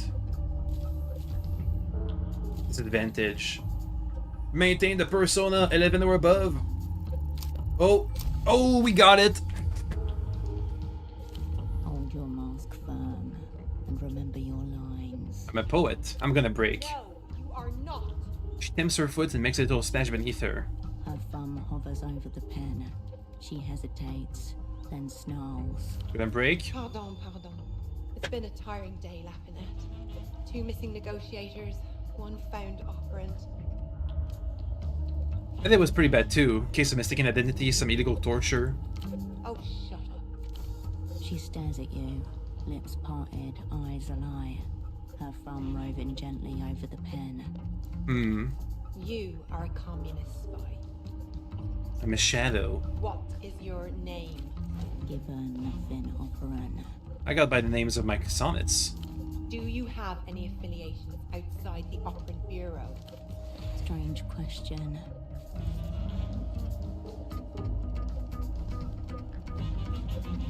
Your mother. What makes someone a friend? You should know we held each other. Are you currently on assignment in theater? Here you can tell the truth. Confuser. I've written many plays, but none are currently under contract. I was meant to be. She frowns, taken aback. Interesting. You weren't lying there, were you, Lapinet? You were the Intergrade chicks, you tell me. Then I think not. You weren't. That face under your mask, is that your true face?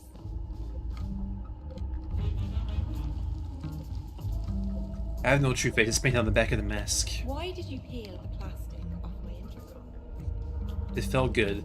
Do you really believe the things you say? Almost never. Do you find me attractive? Yes. What does the opera want with the prisoner?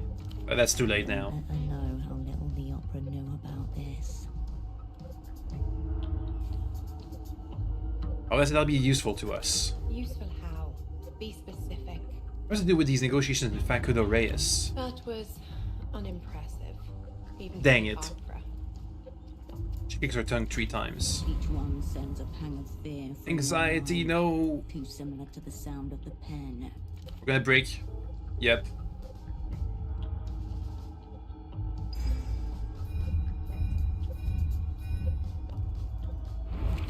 Give me personality down. It's fine.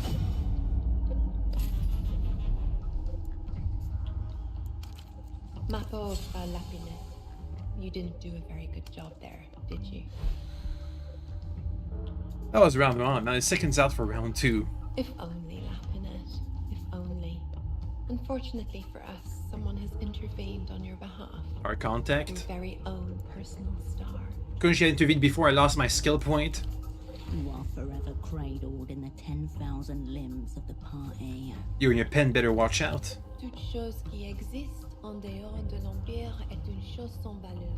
Goodbye. Everything that exists outside the Empire is something without value, is what she said. Eh, whatever.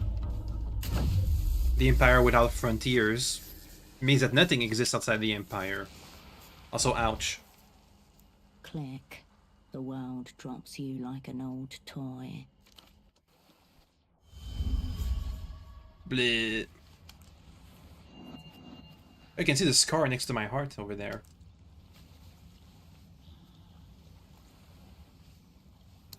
Where I got shot.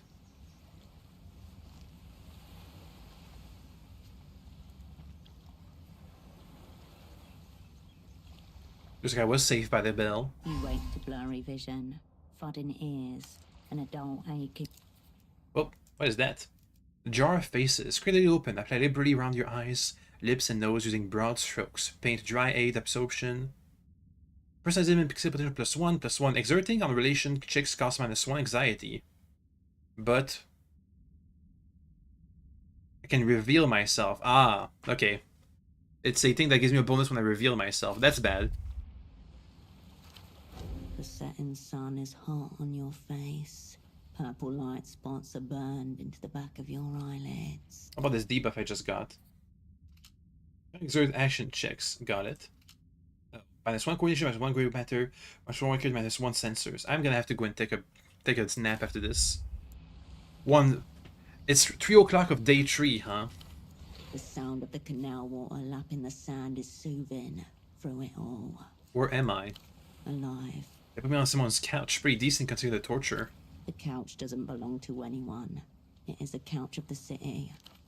Someone is standing nearby, watching you. Huh? Your eyes realign and find a young girl staring at you, chewing a lock of her own hair. Where'd you come from? Over there. She points north. How'd I end up here? I don't know. I just found you asleep. Don't tell anyone how you found me, please. Might create the impression I haven't bounced back. The girl nods seriously and gives you a little thumbs up. Look around. A derelict beach, a grey canal, and the Noscarentis Review building, less than 50 meters away, up the hill beyond the waterlock. The city looms behind you like a titan. This is the Keysot Quarter, by way of the southeast roundabout. Barely moved. You didn't move at all. Someone else did it.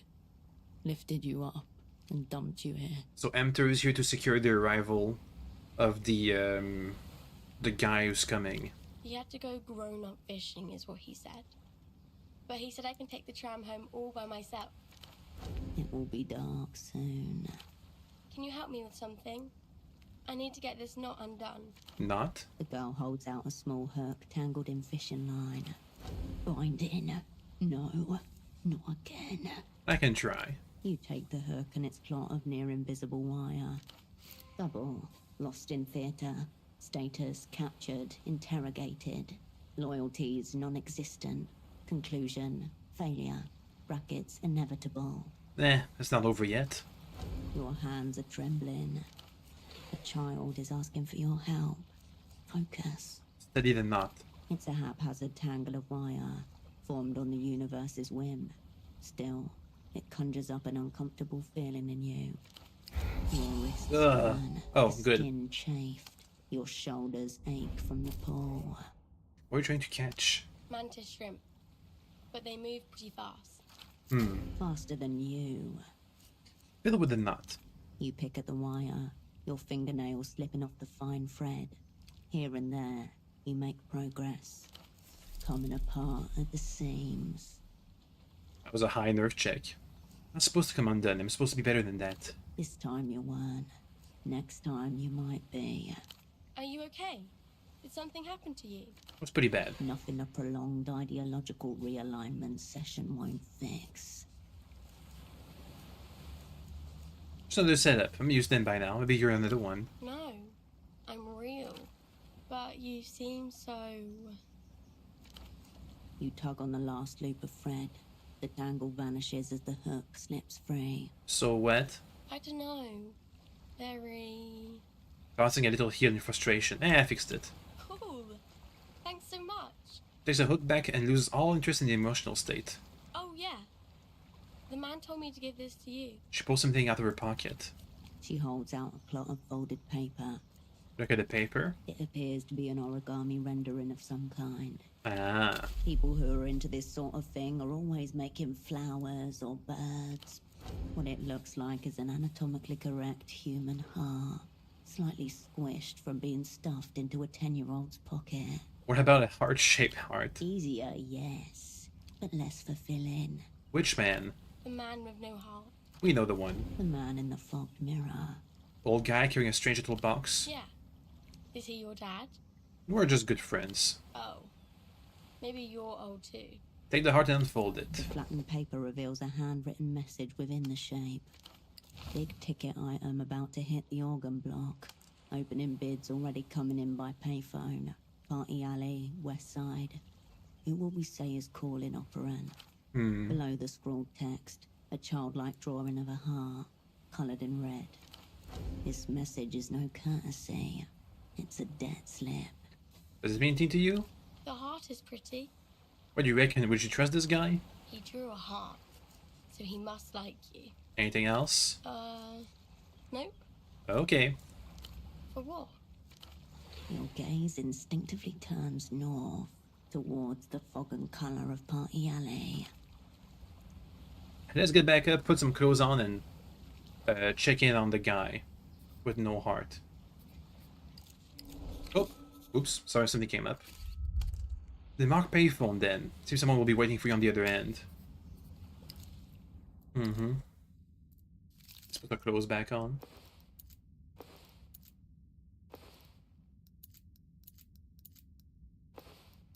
There we go.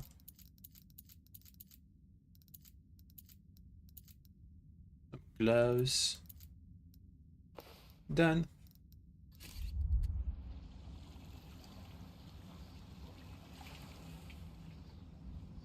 Let's head back up. Hit the bar and the payphone. Wait, the payphone is right around here, right? Is the payphone? You pick up the payphone's hands. You can all soft. 1, 2. You step up. Whatever. What if I call Melita on an unsecure payphone? You pick up the pay. A few rings, and it cuts short. I lost 2 souls but gained 5. The origami message told you to use the payphone on the western side of Party Alley. You step away. Alright.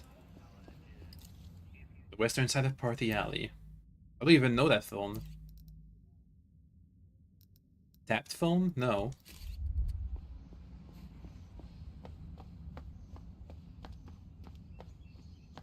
On the western side. Let's keep an eye out.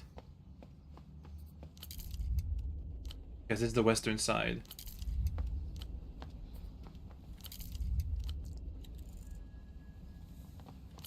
No flames. The bar should be around here as well. There's the bar. It's currently 5 o'clock. Is the man with no heart here? No, he's gone. We never figured out who he was. Oh well. The phone on the western side of Party Alley. The west, and this is Party Alley. Let's try up the stairs.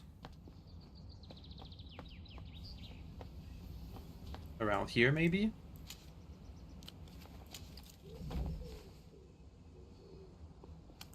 A bench. An old bench kneels in your presence. Marks to be revered from seating many people over the... Let's not rest right now. Requires pry bar. There's a tree. I'm looking for the phone.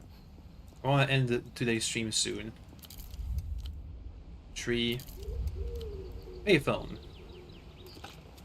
You pick up the payphone's handset. A dolphin emblem smiles at you. Call Its Melita. eyes wide. A few rings, and it cuts short. The origami message told you to use the payphone on the western side of Party Alley. What do you mean this is not the one? Also, wait, does this just print money?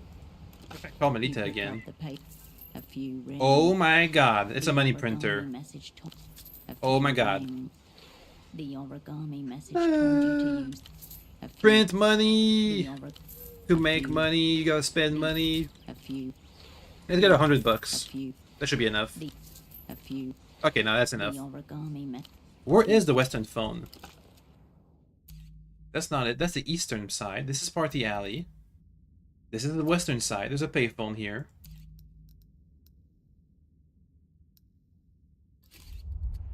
Is this not it?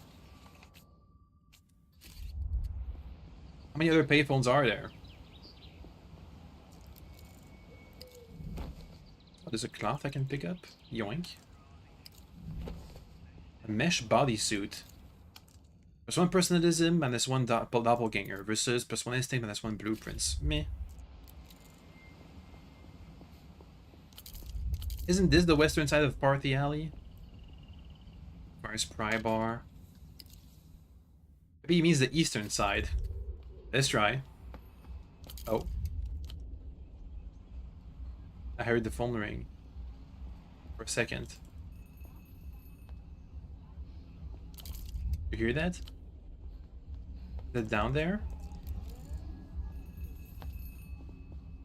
That's not the western side of Party Alley, that's the eastern side. Ren Hotel. The ringing feels like it's come from another reality entirely. Look around. A few meters away, 2 girls dance as they've watched their favorite pop star do 1,000 times. Happy disappears into the life of another. Pick up the receiver. You take a deep breath. There's no response. No Oh. response. Just the sound of your own breath against cool plastic. Hello? Looks like you missed your tram. Yeah. But at least you didn't get yourself zeroed out. So thank you for that. Don't let her hear your surprise. Volley it back.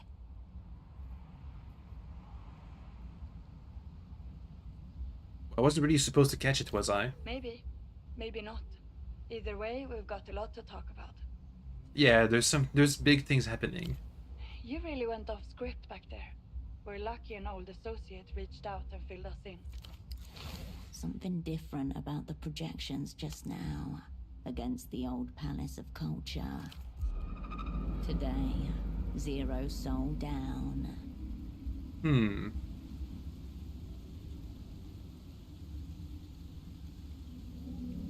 I pulled it off. I told you I would. You did. You were right. You know, I've heard in the developed world they have semioticians who insert secret meta messages into advertisements. There is no need of eye, only a dumb hand unwise to its purpose. Summer, get out of... Oh. Whatever, listen. The Grand Lich is coming to Portofino. He's negotiating some kind of secret treaty with Emter. Messages that bypass the mind's conscious defenses entirely, going straight from your senses into your preconscious. The enemy's knife turned against its own throw. Moss and Niken removal. 0 soul down. New tuk-tuk today. This summer, get out of the city.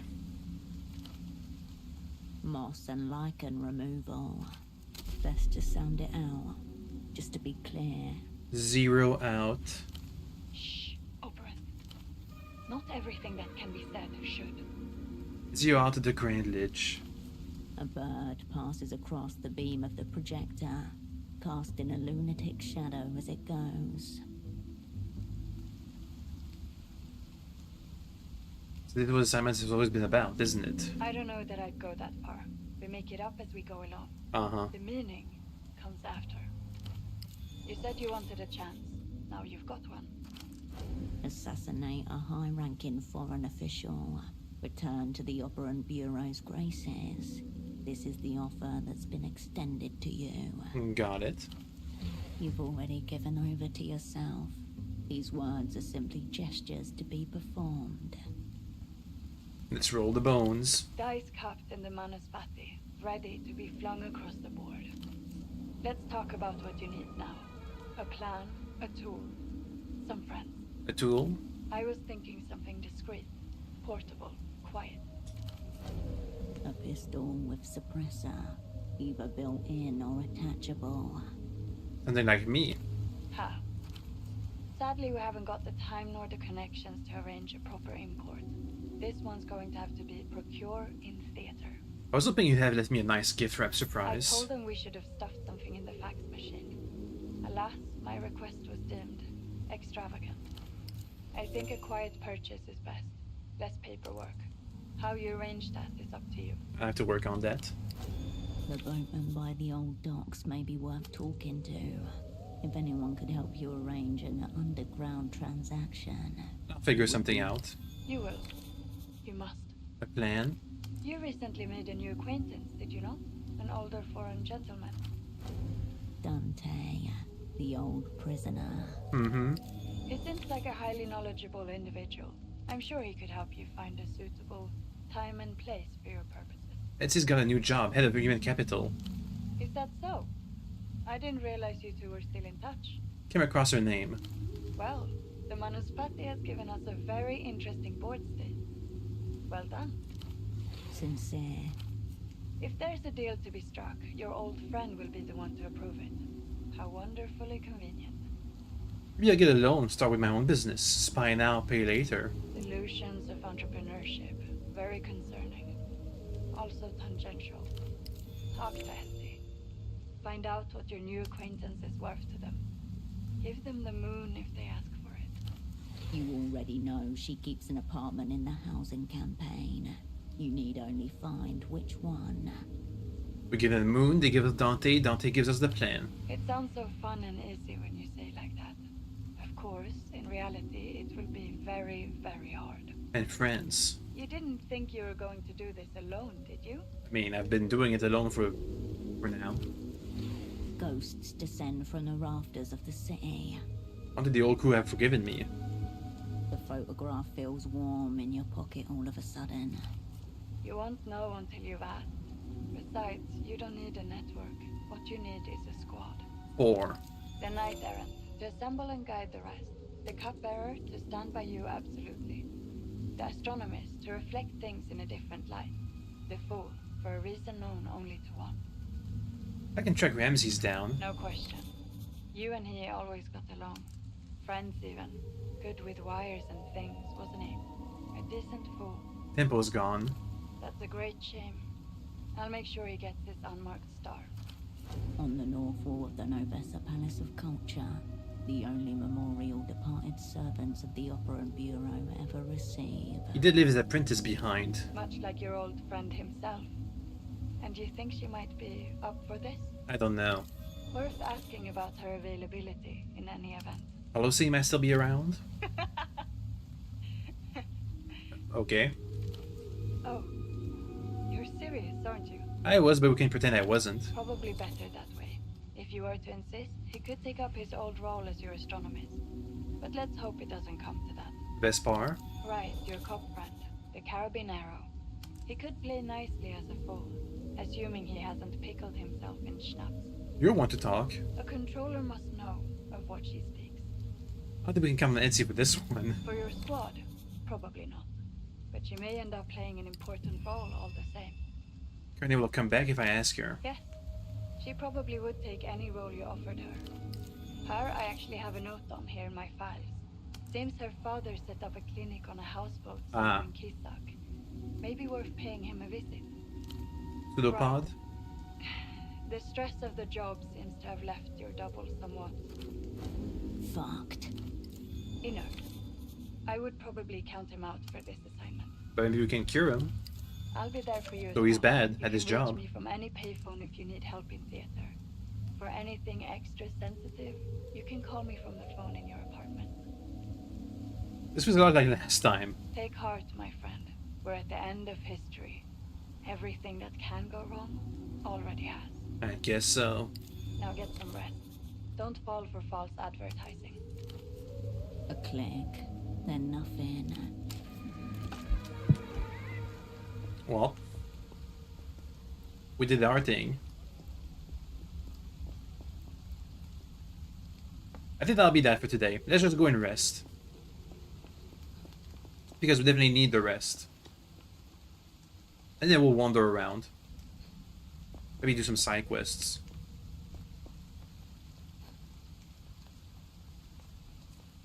There we go. I might need the locomotive to be rebuilt so I can get some leverage against Emter. We'll see. Heyo, got anything to sell me? Oh, print. Let's say a bit longer in portfolio. I have some questions about the room. Oh? Are you considering decorating?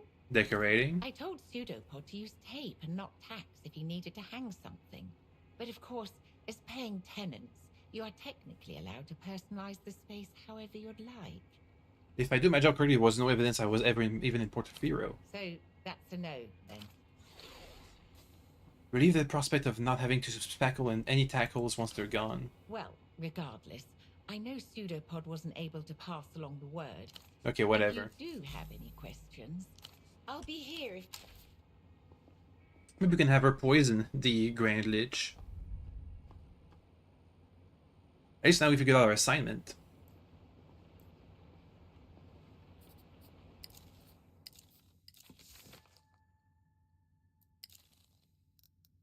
Let's take the deep sleep drug.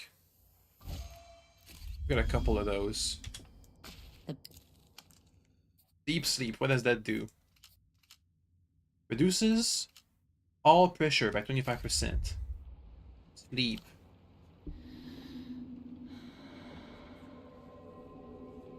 The stillness of the room quietens your mind as you settle down. We're now groggy.